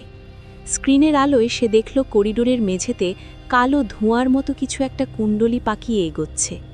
ধোঁয়াটা দরজার নিচ দিয়ে ভেতরে ঢোকার চেষ্টা করছে। তারপরই ঘড়িতে ৩:১০ হল। কটাস! বিকট শব্দে তালাটা ভেঙে ছিটকে পড়ল মেঝের ওপর। কোনো মানুষ হাত দিল না, কোনো চাবি ঘুরল না, শুধু অদৃশ্য এক শক্তির চাপে লোহার তালাটা দুমড়ে মুচড়ে গেল। আরফানের চোখের সামনে সেই ভারী কাঠের দরজাটা ক্যাচক্যাচ করে ধীরে ধীরে, খুব ধীরে ধীরে খুলে গেল। ভেতর থেকে ভকভক করে বেরিয়ে এলো বহু বছরের জমে থাকা বাসি বাতাস, আর সেই বাতাসের সাথে বেরিয়ে এলো এক হাড় হিম করা কান্না। তবে এবার কান্নাটা আরফানের কানে বাজল না, বাজল তার মস্তিষ্কের ভেতরে। অন্ধকার ঘরের ভেতর থেকে দুটো লাল আভা জ্বলে উঠল, আগুনের ভাঁটার মতো। দুটো চোখ, আর সেই চোখের নিচে মেঝের ওপর পড়ে আছে একটা লাল বেনারসি শাড়ি। শাড়িটা শূন্যে ভেসে উঠল, যেন কোনো অদৃশ্য নারী সেটা গায়ে জড়িয়ে নিচ্ছে। আরফান বুঝল বশির চাচার সাবধানবাণী সত্যি হয়েছে। সিল ভেঙে গেছে। কুসুম এখন এই ঘরের মালিক। আরফান! অন্ধকার ঘর থেকে ডাকটা এলো, ভেতরে এসো, দাদু তোমার জন্য অপেক্ষা করছে। দরজাটা খুলে যাওয়ার পর আরফান কিছুক্ষণ নড়তে পারল না। তার সামনে শুধুই জমাট বাঁধা অন্ধকার, কিন্তু সেই অন্ধকারের একটা ওজন আছে, একটা উপস্থিতি আছে। মোবাইলের টর্চটা কয়েকবার দপদপ করে অবশেষে জ্বলে উঠল। আলোর সরু রেখাটা অন্ধকারের বুক চিরে ঘরের ভেতরে ঢুকল। ঘরটা বিশাল, বাইরের বারান্দা বা অন্য ঘরগুলোর চেয়ে এর ছাদ অনেক উঁচু। টর্চের আলো প্রথমেই গিয়ে পড়ল মেঝের ওপর। ধুলোর আস্তরণ এখানে এত পুরু যে মনে হচ্ছে ধূসর রঙের কার্পেট বিছানো, কিন্তু সেই ধুলোর ওপর কোনো মানুষের পায়ের ছাপ নেই। আছে শুধু অজস্র মাকড়সার জাল, যা ছাদ থেকে ঝুলে জালের মতো পুরো ঘরটাকে জড়িয়ে রেখেছে। আরফান ধীর পায়ে ভেতরে ঢুকল। তার প্রতিটি পদক্ষেপের সাথে ধুলো উঠছে, আর সেই ধুলোর গন্ধে দম বন্ধ হয়ে আসার উপক্রম। ঘরের মাঝখানে একটা বিশাল মেহাগনি কাঠের টেবিল, তার পেছনে একটা উঁচু পিঠওয়ালা চামড়ার চেয়ার। চেয়ারটা দেয়ালের দিকে ঘোরানো। টেবিলের ওপর কিছু ফাইল, একটা দোয়াত কলম আর একটা পিতলের পেপারওয়েট রাখা। সব কিছু ঠিক সেভাবেই আছে যেভাবে তার দাদু আবরার চৌধুরী শেষবার রেখে গিয়েছিলেন। কিন্তু আরফানের নজর ওদিকে গেল না। তার নজর গেল ঘরের ডান দিকের কোণায়। সেখানে মেঝের ওপর লাল সিঁদুর দিয়ে একটা বড় বৃত্ত আঁকা। বৃত্তের রং এত বছর পরেও জলজলে লাল, যেন আজকেই আঁকা হয়েছে। বৃত্তের মাঝখানে একটা কাঠের ছোট চৌকি, আর সেই চৌকির ওপর রাখা একটা মাটির সরা, কিছু শুকনো ফুল আর এক গুচ্ছ লম্বা কালো চুল। চুলগুলো মেঝেময় ছড়িয়ে আছে। আরফান টর্চটা আরেকটু কাছে নিয়ে গেল। চুলের পাশেই পড়ে আছে মোটা লোহার শিকল। শিকলটা মরচে ধরে গেছে ঠিকই, কিন্তু ভালো করে লক্ষ্য করতেই আরফান শিউরে উঠল। শিকলটা বাইরে থেকে কাটা হয়নি। শিকলের আংটাগুলো ভেতর থেকে দুমড়ে মুচড়ে ছিঁড়ে ফেলা হয়েছে, যেন যে হাত বা পা এই শিকলে বাঁধা ছিল তার শক্তি লোহার চেয়েও বেশি ছিল। বশির চাচা, আরফান ফিসফিস করে ডাকল। কোনো উত্তর নেই। করিডরেও কেউ নেই। বশির চাচা হয়তো ভয়ের চোটে পালিয়েছে অথবা জ্ঞান হারিয়েছে। আরফান এবার টেবিলটার দিকে এগোল। টেবিলের ওপর ধুলো মাখা একটা ডায়েরি পড়ে আছে, লাল মলাটের ডায়েরি। সে হাত বাড়ালো ডায়েরিটা নেওয়ার জন্য। ঠিক তখনই চামড়ার সেই ঘোরানো চেয়ারটা ক্যাচ ক্যাচ শব্দ করে নড়ে উঠল। খুব ধীরে ধীরে চেয়ারটা আরফানের দিকে ঘুরতে শুরু করল। আরফানের হাত মাঝপথে থেমে গেল। টর্চের আলো কাঁপছে। চেয়ারটা কি একা ঘুরছে, নাকি কেউ বসে আছে? চেয়ারটা পুরোটা ঘুরল। কেউ নেই। চেয়ারের সিটটা খালি, কিন্তু সিটের চামড়াটা ডেবে আছে, যেন অদৃশ্য কেউ ভারী শরীর নিয়ে সেখানে বসে আছে। হঠাৎ ঘরের বাতাসটা বরফের মতো ঠান্ডা হয়ে গেল। আরফানের কানের কাছে কেউ একজন ভারী গলায় নিঃশ্বাস ফেলল। এটা কোনো নারীর নিঃশ্বাস নয়, এটা কোনো পুরুষের ভারী তামাকের গন্ধ মেশানো নিঃশ্বাস। বইটা নিস না। গলাটা গম গম করে উঠল। শব্দটা আরফানের মস্তিষ্কের ভেতরে প্রতিধ্বনিত হল। ওটা ছুলে আর ফিরতে পারবি না। আরফান বুঝতে পারল এটা তার দাদুর গলা, কিন্তু সেই নিষেধ মানল না।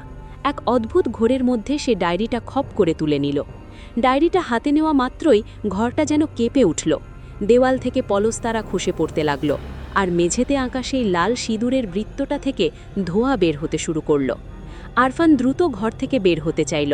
সে দরজার দিকে ঘুরল, কিন্তু হায়, যে দরজাটা একটু আগে নিজে নিজেই খুলে গিয়েছিল সেটা এখন দড়াম করে বন্ধ হয়ে গেল। আরফান দৌড়ে গিয়ে দরজায় ধাক্কা দিল। বশির চাচা, দরজা খোলো, কেউ আছো? দরজা নড়ল না। মনে হলো ওটা কাঠের নয়, নিরেট পাথরের দেওয়াল। পেছন থেকে একটা খিলখিল হাসি ভেসে এলো, সেই হাসি যা সে গত রাতে শুনেছিল। আরফান ঘুরে দাঁড়ালো। লাল সিঁদুরের বৃত্তটার মাঝখানে ধোঁয়াগুলো জমে একটা আকৃতি তৈরি করছে, একটা নারীর অববয়। তার পরনে সেই লাল বেনারসি যা একটু আগে শূন্যে ভাসছিল। চুলগুলো মেঝেময় ছড়িয়ে আছে। আরফান টর্চটা আরেকটু কাছে নিয়ে গেল। চুলের পাশেই পড়ে আছে মোটা লোহার শিকল। শিকলটা মরচে ধরে গেছে ঠিকই, কিন্তু ভালো করে লক্ষ্য করতেই আরফান শিউরে উঠল। শিকলটা বাইরে থেকে কাটা হয়নি। শিকলের আংটাগুলো ভেতর থেকে দুমড়ে মুচড়ে ছিঁড়ে ফেলা হয়েছে, যেন যে হাত বা পা এই শিকলে বাঁধা ছিল তার শক্তি লোহার চেয়েও বেশি ছিল। পড় আরফান, পড়। জানো তোমার দাদু আমার সাথে কি করেছিল? আরফানের পিঠ দরজায় ঠেকে গেছে। পালানোর পথ নেই। তার হাতে ধরা সেই অভিশপ্ত ডায়েরি। ঘরের চারপাশ থেকে হাজার হাজার ফিসফিসানি শুরু হলো। পড়, পড়, পড়। আরফান কাঁপতে কাঁপতে ডায়েরিটার প্রথম পাতাটা খুলল। পাতার রং হলুদ হয়ে গেছে, কিন্তু কালির অক্ষরগুলো লাল রক্তের মতো। প্রথম পাতায় মাত্র একটা লাইন লেখা, আজ আমি শয়তানের সাথে চুক্তি করলাম, এই পাপের ক্ষমা আল্লাহও আমাকে দেবে না। আরফান যখন পড়ছে তখন তার মনে হলো মেঝের নিচ থেকে, মাটির গভীর থেকে কেউ একজন উপরে উঠে আসছে। মেঝেটা কাঁপছে, ঠিক তার পায়ের নিচেই। সে এখন তালাবদ্ধ ঘরে বন্দী, অতৃপ্ত আত্মা এবং তার দাদুর পাপের ইতিহাসের সাথে। বন্ধ ঘরের ভেতরে সময় যেন থমকে গেছে। বাইরের পৃথিবীর সাথে আরফানের আর কোনো যোগাযোগ নেই। তার চোখের সামনে ডায়েরির পাতাগুলো যেন জীবন্ত হয়ে উঠেছে। টর্চের আলোয় সে দেখল লেখাগুলো কালিতে নয়, লাল কালিতে লেখা, এবং সেই লাল রং এখনও তাজা, যেন এইমাত্র কেউ আঙুল কেটে লিখেছে। ডায়েরির মাঝখানের একটি পাতায় এসে আরফানের চোখ আটকে গেল। 1952 সালের 12ই নভেম্বরের এন্ট্রি। হাতের লেখাটা খুব অগোছালো। বোঝা যায় লেখক চরম মানসিক অস্থিরতার মধ্যে ছিলেন। আজ সব শেষ হলো। তান্ত্রিক তার কাজ করেছে। কুসুমকে দিঘির পাড়ে পুঁতে ফেলা হয়েছে, কিন্তু তান্ত্রিক বলল শুধু শরীরটা পুঁতলে হবে না, তার পেটে আমারই রক্ত ছিল। মা আর সন্তানকে এক হতে দেওয়া যাবে না। মা আর সন্তান এক হলে তাদের শক্তি কেউ আটকাতে পারবে না। তাই কুসুমের নাড়ি, আম্বেলিকাল কর্ড আর তার একগুচ্ছ চুল আমি আলাদা করে আনলাম। এই খাস কামরার মেঝের নিচে, ঠিক যেখানে আমি খাজনা আদায় করি, সেখানে পুঁতে রাখলাম। তামা দিয়ে মোড়ানো এক কলসিতে ওগুলো রাখা আছে। যতদিন এই কলসি মাটির নিচে থাকবে, কুসুম দিঘির পাড় ছেড়ে এই ঘরে ঢুকতে পারবে না। সে শুধু কাঁদবে, অনন্তকাল ধরে কাঁদবে। পড়া শেষ হতে না হতেই আরফানের হাত থেকে ডায়েরিটা খসে পড়ল। এতদিন তারা ভেবেছে কুসুম এই ঘরে ঢুকতে চায় প্রতিশোধ নিতে, কিন্তু আসলে সে এই ঘরে ঢুকতে চায় তার সন্তানের অংশটুকু ফেরত পেতে। সে তার হারানো নারী খুঁজছে। হঠাৎ করেই ঘরের নিস্তব্ধতা ভেঙে গেল। খপ খপ খপ। শব্দটা বাইরে থেকে আসছে না, শব্দটা আসছে আরফানের পায়ের ঠিক নিচ থেকে, যেন মেঝের নিচে মাটির গভীরে কেউ কোদাল দিয়ে মাটি কোপাচ্ছে। ছান্দিক শব্দ। প্রতিটা কোপ পড়ার সাথে সাথে মেঝের ধুলোগুলো কেঁপে উঠছে। আরফান মেঝের দিকে তাকালো। সেই লাল সিঁদুরের বৃত্তটা, শব্দটা ঠিক ওখান থেকেই আসছে। সে আমাকে পথ দেখাচ্ছে, আরফান বিড়বিড় করল। সে চায় আমি ওটা বের করি। ঘরের এক কোণে পড়েছিল সেই ভারী শাবলটা, যেটা নিয়ে সে ঢুকেছিল। আরফান শাবলটা তুলে নিল। তার ভয় কেটে গিয়ে এখন এক অদ্ভুত জেদ ভর করেছে। এই অভিশপ্ত নাটকের শেষ তাকে দেখতেই হবে। সে লাল বৃত্তটার মাঝখানে শাবল দিয়ে আঘাত করল। ঠং। মেঝেটা পাকা করা, সুরকি আর চুন দিয়ে ঢালাই করা শক্ত মেঝে। আরফান আবার আঘাত করল, এবার আরও জোরে। বশির চাচা, সে চিৎকার করে উঠল, যদিও জানে কেউ শুনবে না। আমি খুঁজে পেয়েছি, আমি সব পেয়েছি। বাইরে তখনও ঝড়ো হাওয়া বইছে কিনা কে জানে, কিন্তু এই ঘরের ভেতরে এখন ঝড় শুরু হয়েছে। আরফান যতবার শাবল দিয়ে মেঝের উপর আঘাত করছে, ঘরের দেয়ালগুলো ততই কাঁপছে। দেয়াল থেকে ইট খসে পড়তে শুরু করল। সেই অদৃশ্য ধোঁয়ার কুণ্ডলিটা, সেই লাল বেনারসি পরা ছায়াটা এখন আরফানের মাথার উপর ঘুরপাক খাচ্ছে। ছায়াটা থেকে এক করুণ আর্তনাদ ভেসে এলো, দাও, আমাকে দাও। আরফানের শরীর ঘামে ভিজে গেছে। হাতের তালু ফেটে রক্ত বেরোচ্ছে শাবলের ঘষায়, কিন্তু সে থামল না। প্রায় ২০ মিনিট টানা আঘাত করার পর মেঝের ঢালাই ভেঙে গেল। নিচ থেকে বেরিয়ে এলো কালো মাটি। আরফান শাবল ফেলে হাত দিয়ে মাটি সরাতে লাগল, ঠিক যেমন ডায়েরিতে লেখা ছিল। মাটির নিচে পুঁতে রাখা এক বিভীষিকা। কিছুক্ষণ মাটি খোঁড়ার পর তার আঙুলে শক্ত কিছু একটা ঠেকল, ধাতব কিছু। আরফান আরও দ্রুত মাটি সরালো। গর্তের ভেতর থেকে বেরিয়ে এলো এক ছোট তামার কলসি। কলসিটার মুখ গালা দিয়ে বন্ধ, আর তার গায়ে খোদাই করা আছে অদ্ভুত সব মন্ত্র। কলসিটা হাতে নেওয়া মাত্রই ঘরের ভেতরকার সেই মাটি খোঁড়ার শব্দ খপ খপ খপ হঠাৎ থেমে গেল। ঘরের বাতাস হালকা হয়ে এলো, কিন্তু আরফানের বিপদ কাটল না। সে অনুভব করল তার পেছনে সেই চামড়ার চেয়ারে এখন আর দাদু বসে নেই। দাদুর আত্মা সরে গেছে। এখন পুরো ঘরের নিয়ন্ত্রণ নিয়েছে ওই লাল বেনারসি পরা ছায়া। ছায়াটা ধীরে ধীরে মাটির দিকে নেমে এলো, আরফানের ঠিক সামনে। টর্চের আলোয় আরফান এবার স্পষ্ট দেখল ধোঁয়ার আড়ালে এক নারীর মুখ, সুন্দর কিন্তু বিষণ্ণ। তার চোখ দুটোতে কোনো মণি নেই, শুধু সাদা।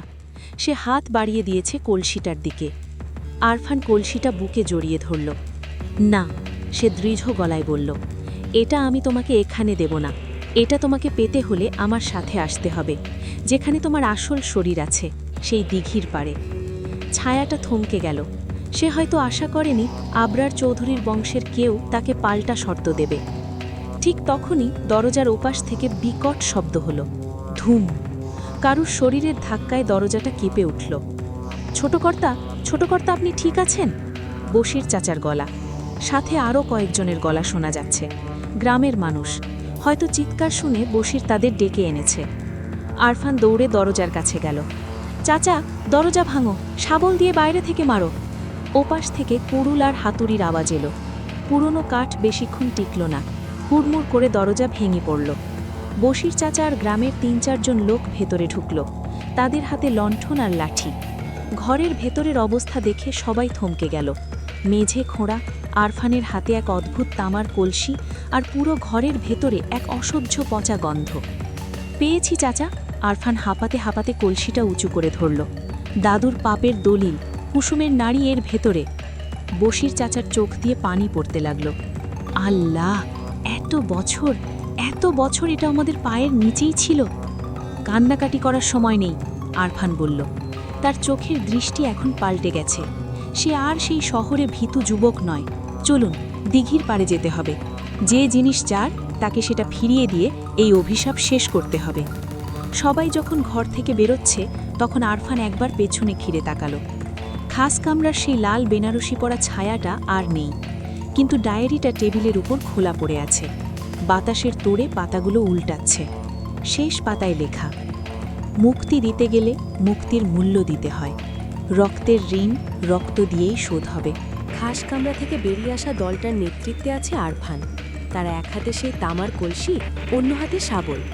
কলসিটা অদ্ভুত রকমের গরম হয়ে আছে। মনে হচ্ছে ওটার ভিতরে ফুটন্ত পানি রাখা হয়েছে, অথচ কলসির মুখ গালা দিয়ে শক্ত করে আটকা। বশির চাচা হারিকেন হাতে তার ঠিক পেছনে, তার সাথে গ্রামের আরও 3 জন, রহমত, করিম আর হাসিম চাচা। সবার হাতেই লাঠি আর টর্চ। ভয়ের চেয়ে কৌতূহল তাদের এখানে টেনে এনেছে। চৌধুরী বাড়ির অভিশপ্ত ইতিহাস আজ নিজে চোখে দেখার লোভ তারা সামলাতে পারেনি। সদর দরজা দিয়ে বাইরে বেরোতেই এক দমকা বাতাস তাদের স্বাগত জানালো। বৃষ্টি থেমে গেছে, কিন্তু আকাশ এখনো কালো মেঘে ঢাকা। উঠোনের কাদা এখন আরও পিচ্ছিল। প্রতিটি পা ফেলতে হচ্ছে খুব সাবধানে। সাবধানে পা ফেলুন দাদু ভাই, বশির ফিসফিস করে বললেন। এই উঠোনের কাদা আজ সাধারণ কাদা না, মনে হচ্ছে যেন মাংসের দলা মারিয়ে যাচ্ছি। আরফান কোনো কথা বলল না। তার সমস্ত মনোযোগ ওই দিঘির দিকে। বাড়ি থেকে দিঘি পর্যন্ত যেতে হলে একটা বাঁশঝাড়ার পুরনো আমবাগান পার হতে হয়। জায়গাটা দিনের বেলাতেই অন্ধকার থাকে, আর এখন তো অমাবস্যার রাত। তারা যখন উঠোন পেরিয়ে গেটের কাছে পৌঁছল, আরফানের মনে হলো কেউ একজন তার ঘাড়ে নিঃশ্বাস ফেলছে। একটা তীব্র দৃষ্টি তাকে অনুসরণ করছে। মানুষের সহজাত প্রবৃত্তি অনুযায়ী আরফান থামল এবং পেছনে তাকালো। পেছনে দাঁড়িয়ে আছে বিশাল চৌধুরী মঞ্জিল। অন্ধকারে বাড়িটাকে একটা প্রকাণ্ড কঙ্কালের মতো দেখাচ্ছে। ভাঙা কার্নিশগুলো যেন দাঁত বের করে হাসছে। আরফানের চোখ চলে গেল দোতলায়, তার নিজের ঘরের দিকে। সেই ঘর থেকে বের হওয়ার সময় মোমবাতি নিভিয়ে এসেছিল, দরজাটা টেনে নিয়ে এসেছিল। অথচ এখন দোতলার সেই জানালার ওপাশে আলো জ্বলছে, খুব মৃদু হলুদাভ আলো, যেন কেউ হারিকেন হাতে জানালার ঠিক ওপাশেই দাঁড়িয়ে আছে। ওখানে কে? আরফান বিড়বিড় করে উঠল। বশির চাচা আর বাকিরাও পেছনে তাকালো। দৃশ্যটা দেখে তাদের সবার হাত পা ঠান্ডা হয়ে গেল। জানালার কাঁচের ওপাশে এক নারী মূর্তি দাঁড়িয়ে, স্পষ্ট দেখা যাচ্ছে তার পরনে সেই লাল বেনারসি, কিন্তু তার মুখটা জানালার দিকে ফেরানো নয়। সে আয়নার সামনে দাঁড়িয়ে আছে, ঠিক যেমনটা আরফান তার ড্রেসিং টেবিলে দেখেছিল। সে ধীরে ধীরে তার লম্বা চুল আঁচকাচ্ছে। চিরুনি চালানোর ভঙ্গিটা খুব শান্ত, ধীর লয়। হঠাৎ মূর্তিটা থেমে গেল, যেন সে বুঝতে পেরেছে কেউ তাকে দেখছে। খুব আস্তে আস্তে সে ঘাড় ঘোরালো জানালার দিকে। এত দূর থেকেও আরফান বুঝতে পারল ওটা কোনো মানুষের মুখ নয়, ওটা একটা পোড়া মুখ। চামড়া কুঁচকে আছে, একদিকের চোয়াল নেই, কিন্তু সেই বিভৎস মুখের ঠোঁটে লেগে আছে এক রহস্যময় হাসি।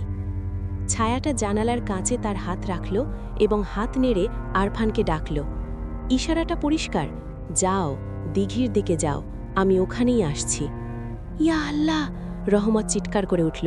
তার হাত থেকে টর্চটা পড়ে গেল কাদায়। ওটা কি ছিল? ওটা কি ছিল? বশির চাচা আরফানের হাত খামচে ধরলেন। আর তাকাবেন না দাদু ভাই, ও নজরবন্দি দিচ্ছে, আমাদের ভয় দেখিয়ে দুর্বল করতে চাইছে, তাকাবেন না। আরফান জোর করে চোখ সরিয়ে নিল, কিন্তু সেই দৃশ্য তার মস্তিষ্কে গেঁথে গেছে। নিজের শোবার ঘরে, নিজের বিছানার পাশে ওই জিনিসটা এতক্ষণ ছিল। চলো, দাঁতে দাঁত চেপে বলল আরফান। পিছনে তাকানো যাবে না, সোজা দিঘির দ্বারে। তারা আবার হাঁটতে শুরু করল। এবার গতি বাড়ল। বাঁশঝাড়ের ভেতরে ঢুকতেই শুরু হলো নতুন উপদ্রব। চারপাশ থেকে ফিসফিস শব্দ। বাঁশের পাতা নড়ার শব্দ নয়, মনে হচ্ছে হাজার হাজার মানুষ ফিসফিস করে কথা বলছে। এরা চোর, এরা ডাকাত, এরা কবর খুঁড়তে এসেছে। করিম ভয়ে কাঁদতে শুরু করল। চাচা, আমি যাব না, আমি ফিরে যাব। সে উল্টো দিকে দৌড় দিতে চাইল, কিন্তু বশির চাচা তার জামার কলার ধরে ফেললেন। খবরদার, দল ছুট হলেই মরণ, ওত পেতে আছে ওরা, একসাথে থাকো। আরফান কলসিটা আরও শক্ত করে বুকে চেপে ধরল। কলসিটার ভেতর থেকে এখন একটা স্পন্দন অনুভূত হচ্ছে, ধুক ধুক, যেন ওটা একটা জীবন্ত হৃৎপিণ্ড। আমবাগান পার হতেই সামনে দিঘিটা দৃশ্যমান হলো। কালো পানি, শান্ত, নিথর, কিন্তু দিঘির ঠিক মাঝখানে পানির ওপর একটা নীলচে আলো জ্বলছে। কোনো আগুন নয়, আলেয়া বা ভুতুড়ে আলো। আলোটা ধীরে ধীরে দিঘির পাড়ের দিকে এগিয়ে আসছে, ঠিক সেই শিমুল গাছের দিকে যেখানে নামহীন কবরটা আছে। আরফান বুঝতে পারল ওই জানালার ওপাশের সেই অতিথি এখন জানালা ছেড়ে বেরিয়ে এসেছে। সে তাদের আগেই গন্তব্যে পৌঁছে গেছে। আরফান শাবলটা উঁচু করল। আমরা এসে গেছি, আর পালানোর পথ নেই। সামনে শিমুল গাছ, তার নিচে সেই মাটির ঢিবি, আর ঢিবির ওপরে বসে আছে একটা বিশাল কানো হুতুম প্যাঁচা। তাদের দেখেই প্যাঁচাটা কর্কশ্বরে ডেকে উঠল, যুদ্ধক্ষেত্র প্রস্তুত। শিমুল গাছটার নিচে তারা গোল হয়ে দাঁড়িয়ে আছে। হাসিম চাচা, রহমত, করিম আর বশির চাচা সবার হাতেই লাঠি আর টর্চ, কিন্তু তাদের চোখ মুখ দেখে মনে হচ্ছে তারা এখনই জ্ঞান হারাবে। সামনেই সেই নামহীন মাটির ঢিবি। অন্ধকারে মনে হচ্ছে ওটা কোনো মাটির স্তূপ নয়, বরং মাটির বুক চিরে বেরিয়ে আসা এক ফোড়া। ঢিবির ওপরের ঘাসগুলো পুড়ে ছাই হয়ে গেছে, আর ঠিক মাঝখানে যেখানে কবরটা থাকার কথা সেখানকার মাটিটা ভিজে জবজবে। আরফান হাতের তামার কলসিটা সাবধানে মাটিতে রাখল। কলসিটা এখন এতটাই গরম যে তার হাতের তালু পুড়ে যাচ্ছে। সে পকেট থেকে ডায়েরিটা বের করল। আলো ধরুন চাচা, আরফান বলল। আমাকে শেষ পাতাটা পড়তে হবে, দাদু নিশ্চয়ই কোনো উপায় লিখে গেছেন। বশির চাচা কাঁপতে কাঁপতে হারিকেনটা এগিয়ে ধরলেন। বাতাসের ঝাপটায় হারিকেনের শিখাটা বারবার নিভে যাওয়ার উপক্রম হচ্ছে। আরফান দ্রুত হাতের ডায়েরির পাতা উল্টাতে লাগল। ডায়েরিটা যেন এই জায়গার বাতাস সহ্য করতে পারছে না, পাতাগুলো নিজে নিজেই ফরফর করে উঠছে। আরফান জোর করে শেষ দিকের কয়েকটা পাতা চেপে ধরল। ১৯৫২ সালের ৩০শে ডিসেম্বর, আবরার চৌধুরীর শেষ লেখা। হাতের লেখাটা অত্যন্ত অস্পষ্ট, যেন মৃত্যুর ঠিক আগ মুহূর্তে লেখা। আমার সময় শেষ, কুসুম আমাকে ডাকছে। আমি গত রাতে তাকে স্বপ্নে দেখেছি। সে বলেছে আমার বংশের কেউ রেহাই পাবে না, কিন্তু আমি একটা রাস্তা খোলা রেখে যেতে চাই। যদি ভবিষ্যতে কেউ এই ডায়েরি পাও তবে শোনো। তান্ত্রিক বলেছিল কুসুমের আত্মাকে দিঘির পাড়ে আটকে রাখা হয়েছে, কিন্তু তার সন্তানকে, নারী ও চুলকে আমি আটকে রেখেছিলাম খাস কামরায়। এই বিচ্ছেদই তার যন্ত্রণার মূল কারণ। তাকে মুক্তি দিতে হলে এই তামার কলসিটা ভাঙতে হবে। কোথায় ভাঙতে হবে জানো? ঠিক তার বুকের ওপর, ওই কবরের মাটির ওপর। কিন্তু সাবধান, কলসি ভাঙার সাথে সাথে সে পূর্ণ শক্তি ফিরে পাবে। সে তখন আর তান্ত্রিকের মন্ত্রে বাধা থাকবে না। সে চাইবে তার হত্যাকারীর রক্ত। যেহেতু আমি থাকব না, সে আমার রক্ত অর্থাৎ আমার বংশধরকে খুঁজবে। পড়তে পড়তে আরফানের গলা শুকিয়ে এলো। তার মানে কলসিটা ভাঙা মানেই নিজেকে বাঘের খাঁচায় ছুঁড়ে দেওয়া। ডায়েরিতে আরও কিছু লেখা আছে, একদম শেষের দিকে।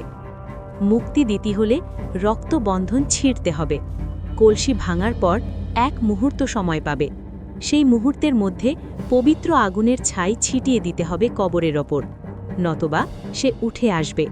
আর যদি সে একবার উঠে আসে তবে আর কোনো রক্ষা নেই। পবিত্র আগুনের ছাই? আরফান চিৎকার করে উঠল। সেটা কোথায় পাব? বশির চাচা এগিয়ে এলেন। তার পকেট থেকে একটা ছোট্ট কাপড়ের পুটলি বের করলেন। আপনার দাদু মারা যাওয়ার আগে আমাকে এটা দিয়ে গিয়েছিলেন দাদু ভাই। বলেছিলেন যদি কোনোদিন বিপদ আসে এটা ব্যবহার করতে। এটা আজমির শরীফ থেকে আনা হুজুরের ফু দেওয়া ছাই। আরফান স্বস্তির নিঃশ্বাস ফেলল। যাক, একটা অস্ত্র অন্তত আছে। কিন্তু ঠিক তখনই পরিবেশটা বদলে গেল। মাথার ওপর শিমুল গাছটা মরমর করে উঠল। সবাই ওপরের দিকে তাকালো। শিমুল গাছে এখন কোনো পাতা নেই, শুধু শুকনো ডালপালা, কিন্তু সেই ডালগুলো থেকে ফোঁটা ফোঁটা তরল পড়ছে। বৃষ্টির পানি নয়, টকটকে লাল রক্ত। রহমতের গায়ের ওপর 1 ফোঁটা পড়তেই সে চেঁচিয়ে উঠল, রক্ত! গাছ রক্ত দিচ্ছে! আরফান দেখল গাছের সবচেয়ে উঁচুতে একটা ডালে সেই লাল বেনারসি শাড়িটা ঝুলছে, ঠিক যেন কেউ গলায় দড়ি দিয়ে ঝুলে আছে। শাড়িটা বাতাসের তালে দুলছে। হঠাৎ ডায়েরিটা আরফানের হাত থেকে ছিটকে গেল। কোনো বাতাস নয়, অদৃশ্য কেউ যেন থাপ্পড় দিয়ে ডায়েরিটা ফেলে দিল। ডায়েরিটা গিয়ে পড়ল সেই ভেজা কবরের ওপর, আর সাথে সাথে কবরের মাটি ডায়েরিটাকে গ্রাস করতে শুরু করল, যেন মাটিটা চোরাবালি। চোখের পলকে ডায়েরিটা মাটির নিচে দেবে গেল। না! আরফান ঝাঁপিয়ে পড়তে চাইল। বশির চাচা তাকে টেনে ধরলেন। যাবেন না দাদু ভাই, ওটা ফাঁদ। ডায়েরিটা সে নিয়ে নিয়েছে, যাতে আমরা মন্ত্রটা ভুলে যাই। দিঘির পানি এবার উথাল পাথাল করতে শুরু করল। পানি থেকে উঠে এলো একদলা কালো কুয়াশা। কুয়াশাটা ধীরে ধীরে মানুষের আকার নিচ্ছে। সেই পোড়া মুখ, সেই সাদা চোখ। কুসুমের আত্মা এখন আর জানালার ওপাশে নেই, সে এখন তাদের ঠিক সামনে, দিঘির কালো জলের ওপর ভাসছে। আমার জিনিস আমাকে দাও। তার গলার স্বর শুনে গ্রামের লোকগুলো ভয়ে মাটিতে বসে পড়ল। করিম জ্ঞান হারালো। আরফান তামার কলসিটা হাতে তুলে নিল।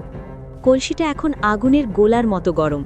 সে চিৎকার করে বলল, নে তোর জিনিস, কিন্তু আমাকে কথা দিতে হবে, এরপর তুই এই গ্রাম ছেড়ে যাবি।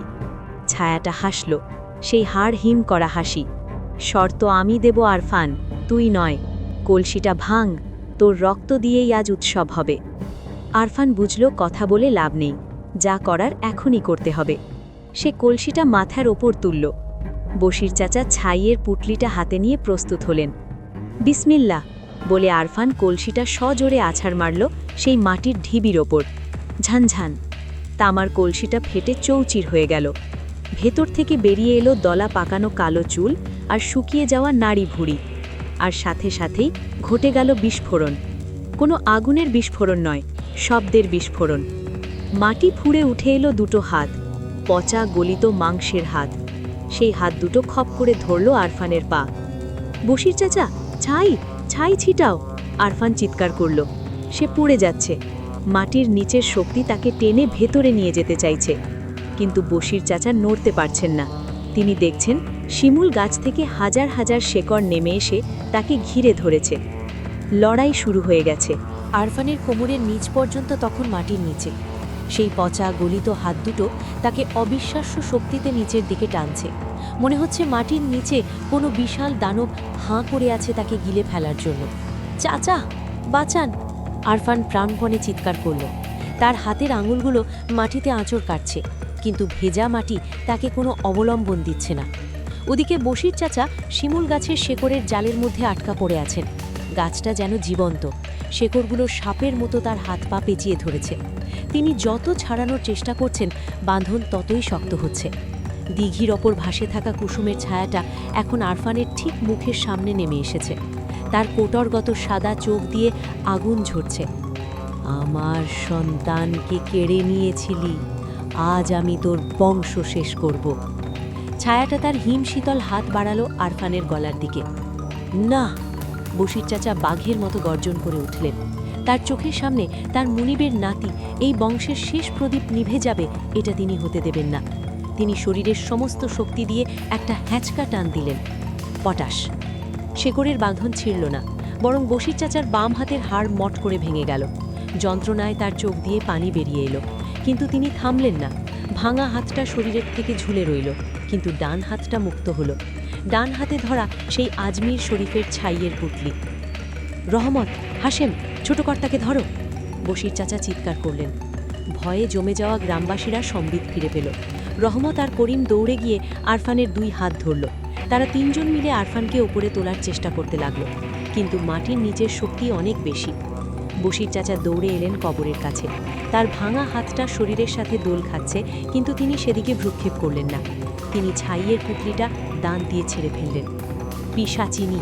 বশির চাচা চিৎকার করলেন। তোর রাগ আবরার চৌধুরীর ওপর। এই ছেলে মাসুম, ওকে ছাড়!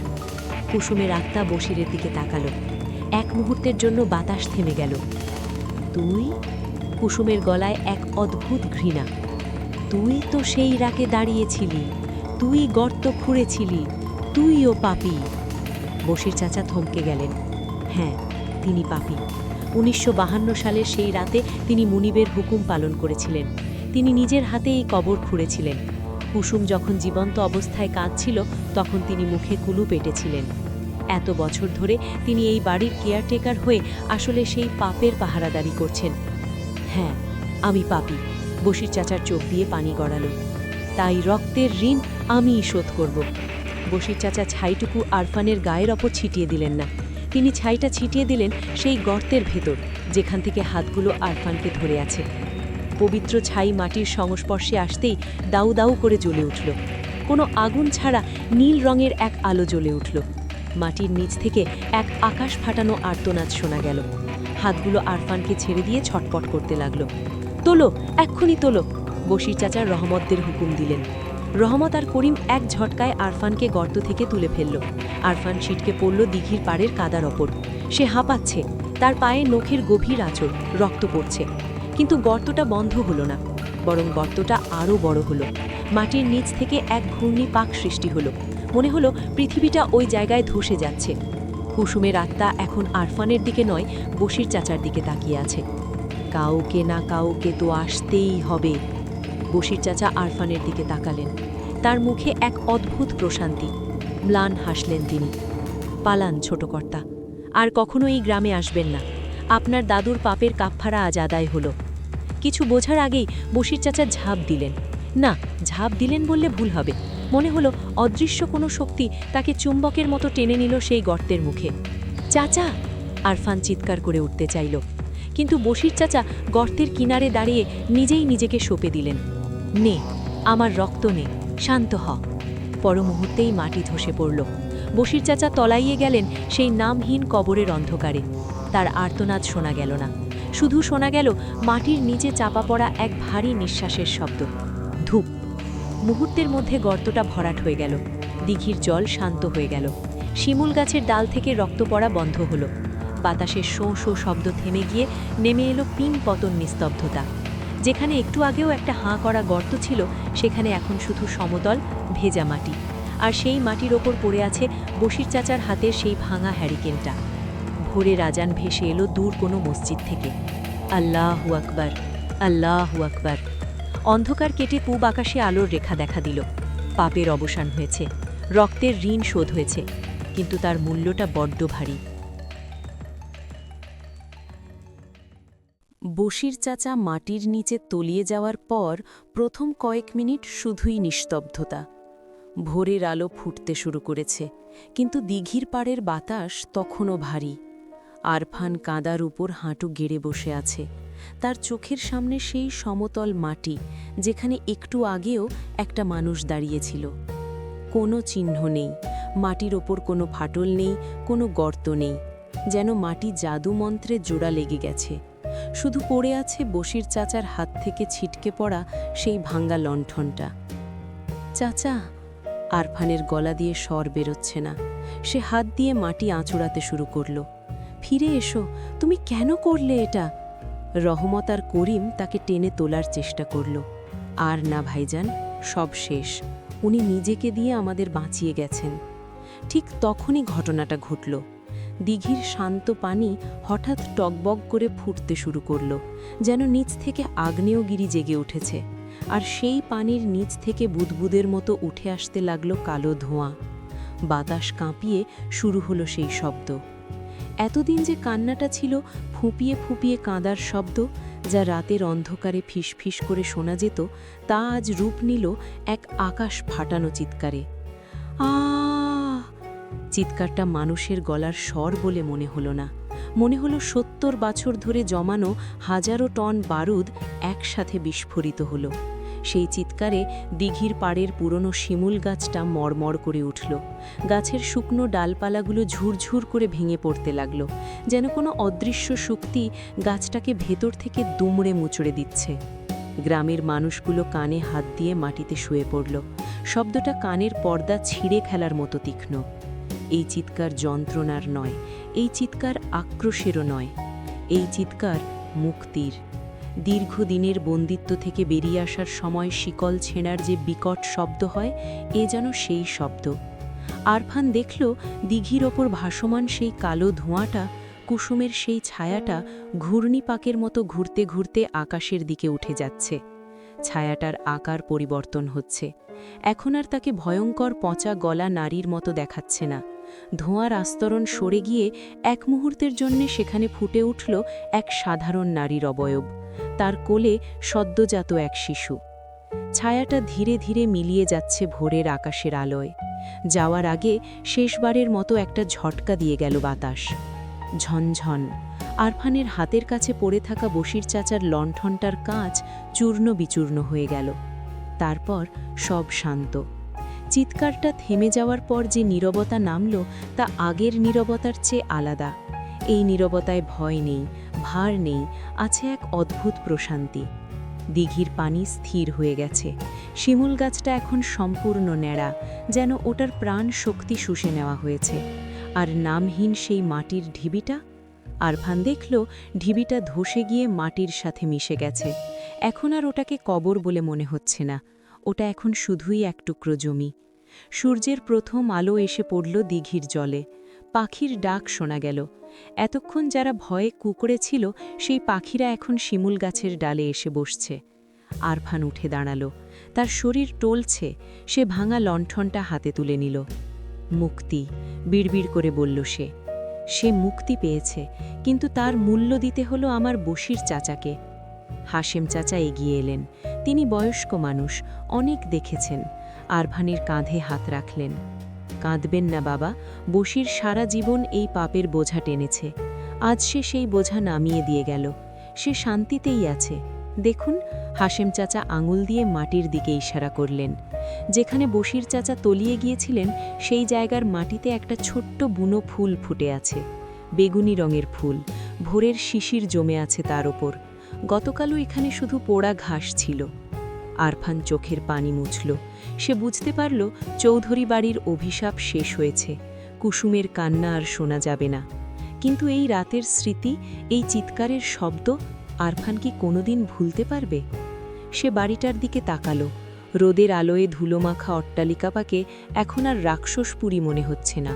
মনে হচ্ছে এক ক্লান্ত বৃদ্ধ দালান, যে তার নিজের ইতিহাস নিজেই গিলে ফেলেছে। চলুন, আরফান বলল, বশির চাচার গায়েবানা জানাজার ব্যবস্থা করতে হবে। তারা ধীর পায়ে গ্রামের দিকে হাঁটা দিল।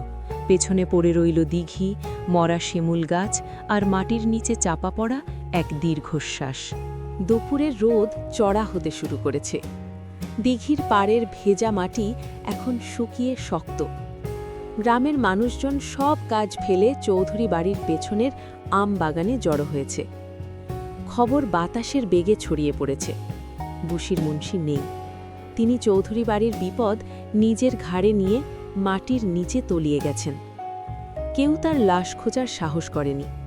হাশেম চাচা সবাইকে বারণ করেছেন, বলেছেন যে মাটি তাকে নিয়েছে সে মাটি আর খোঁড়া ঠিক হবে না। ওটা এখন বশিরের আমানত। আমবাগানের ছায়ায় গায়েবানা জানাজার আয়োজন করা হয়েছে। ইমাম সাহেব দোয়া পড়ছেন। শত শত মানুষ হাত তুলে দাঁড়িয়ে আছে। সবার চোখে পানি। আরফান সবার সামনে দাঁড়িয়ে। তার গায়ে কাদা মাখা জামা, পায়ে এখনো রক্তের দাগ শুকিয়ে আছে। কিন্তু তার মনে এখন আর কোনো ভয় নেই। আছে এক গভীর শূন্যতা। জানাজা শেষ হওয়ার পর মানুষজন যখন চলে যাচ্ছে, আরফান একা সেই শিমুল গাছটার নিচে গিয়ে দাঁড়ালো। গাছটা এখন মৃত, একটা পাতাও নেই। ডালপালাগুলো দুমড়ে মুচড়ে আছে। আরফানের হাতে একটা ছোট কাপড়ের থলে। এর ভেতরে আছে সেই তামার কলসির ভাঙা টুকরোগুলো। কুসুমের নাড়ি আর চুল যা ছিল তা আগেই ছাই হয়ে বাতাসে মিশে গেছে। কিন্তু এই ধাতব টুকরোগুলো রাখা নিরাপদ নয়। এগুলো মাটির গভীরে পাঠিয়ে দিতে হবে। আরফান কোদাল দিয়ে শিমুল গাছের গোড়ায় মূল কবরের জায়গা থেকে একটু দূরে একটা ছোট গর্ত খুঁড়ল। খুব গভীর গর্ত। মাটি খোঁড়ার সময় তার মনে পড়ল বশির চাচার কথা। বিশ্বাস আর অবিশ্বাসে তার কিছু আসে যায় না, সে তার নিজের নিয়মেই চলে। আরফান ভাঙা তামার টুকরোগুলো গর্তের ভেতরে ফেলে দিল। তারপর নিজ হাতে মাটি চাপা দিল। থাকো, আরফান বিড়বিড় করে বলল, সব রহস্য, সব পাপ, সব ঘৃণা আজ থেকে এই কবরের গভীরে ঘুমিয়ে থাকো, আর কখনো ওপরে এসো না। সে মাটিটা সমান করে দিল। তারপর পকেট থেকে একটা কৃষ্ণচূড়া গাছের চারা বের করল। সকালে গ্রামের এক নার্সারি থেকে আনিয়েছে। শিমুল গাছটা মরে গেছে, তার জায়গায় আরফান এই নতুন চারাটা রোপণ করল। মৃত্যুর জায়গায় নতুন প্রাণের শুরু। হাশেম চাচা আরফানের পাশে এসে দাঁড়ালেন। বাবা, এখন কি করবেন? জমি কি বেচবেন? আরফান মাথা নাড়ল। সে বাড়িটার দিকে তাকালো। বিশাল চৌধুরী মঞ্জিল এখন চুপচাপ দাঁড়িয়ে আছে। না চাচা, এই জমি বেচা যাবে না। এই মাটিতে অনেক রক্ত মিশে আছে। এই মাটির নিচে আমার বশির চাচা শুয়ে আছেন। এই জমি বিক্রি করলে তার আত্মত্যাগের অপমান হবে। তাহলে আমি এই পুরো সম্পত্তি, বাড়ি, দিঘি, বাগান সব গ্রামের মসজিদের নামে ওয়াকফ করে দিয়ে যাব। এখানে একটা মাদ্রাসা হবে, এতিমখানা হবে। কোরআনের আওয়াজ থাকলে আর কোনো দিন কোনো অশুভ শক্তি এখানে মাথা চাড়া দিতে পারবে না। হাশেম চাচার মুখ উজ্জ্বল হয়ে উঠল। তিনি আরফানের হাত জড়িয়ে ধরলেন। বাবা, বশির শুনলে খুব খুশি হতো বাবা, খুব খুশি হতো। আরফান শেষবারের মতো সেই জায়গাটায় কান পাতল যেখানে বশির চাচা তলিয়ে গেছেন। মাটির গভীর থেকে আর কোনো কান্নার শব্দ আসছে না, কোনো গোঙানি নেই, শুধু মাটির নিচে বসবাস করা ঝিঝি পোকাদের শব্দ। এক অদ্ভুত প্রশান্তি। আরফানের মনে হল মাটির গভীর থেকে বশির চাচা যেন তাকে বলছেন, যান দাদুভাই, নির্ভয়ে ফিরে যান, আমি পাহারায় আছি। আরফান দীর্ঘ শ্বাস ফেলল। তার কাজ শেষ। সে ঘুরে দাঁড়াল। বাড়ি ফেরার সময় হয়েছে। ঢাকা তার জন্য অপেক্ষা করছে, কিন্তু সে জানে এই আধার মানিক গ্রাম এবং এই পুরানো কবর তার সত্তার একটা অংশ চিরকালের জন্য নিজের কাছে রেখে দিল। 1 মাস কেটে গেছে। ঢাকার যান্ত্রিক জীবন তার নিজস্ব গতিতে চলছে। জ্যাম, কোলাহল, ফাইলের স্তূপ আর অফিসের ব্যস্ততা সবকিছুই আগের মতো। কিন্তু আরফান চৌধুরীর জীবনটা আর আগের মতো নেই। সে এখন অফিসে বেশিক্ষণ থাকে না, সন্ধ্যার আগেই বাড়ি ফেরে। আর রাতে শোবার সময় সে কখনোই ঘরের সব আলো নেভায় না। একটা ছোট 0 পাওয়ারের বাল্ব সবসময় জ্বালিয়ে রাখে।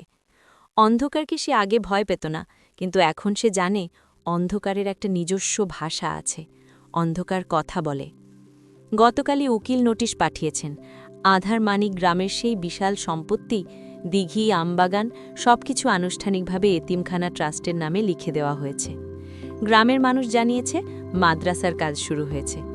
অদ্ভুত ব্যাপার হলো, যে দিঘির পানি সবসময় কালো আর পচা থাকত, মাদ্রাসার ভিত্তিপ্রস্তর স্থাপনের পরদিন থেকেই সেই পানি টলটলে পরিষ্কার হয়ে গেছে। শাপলা ফুল ফুটতে শুরু করেছে।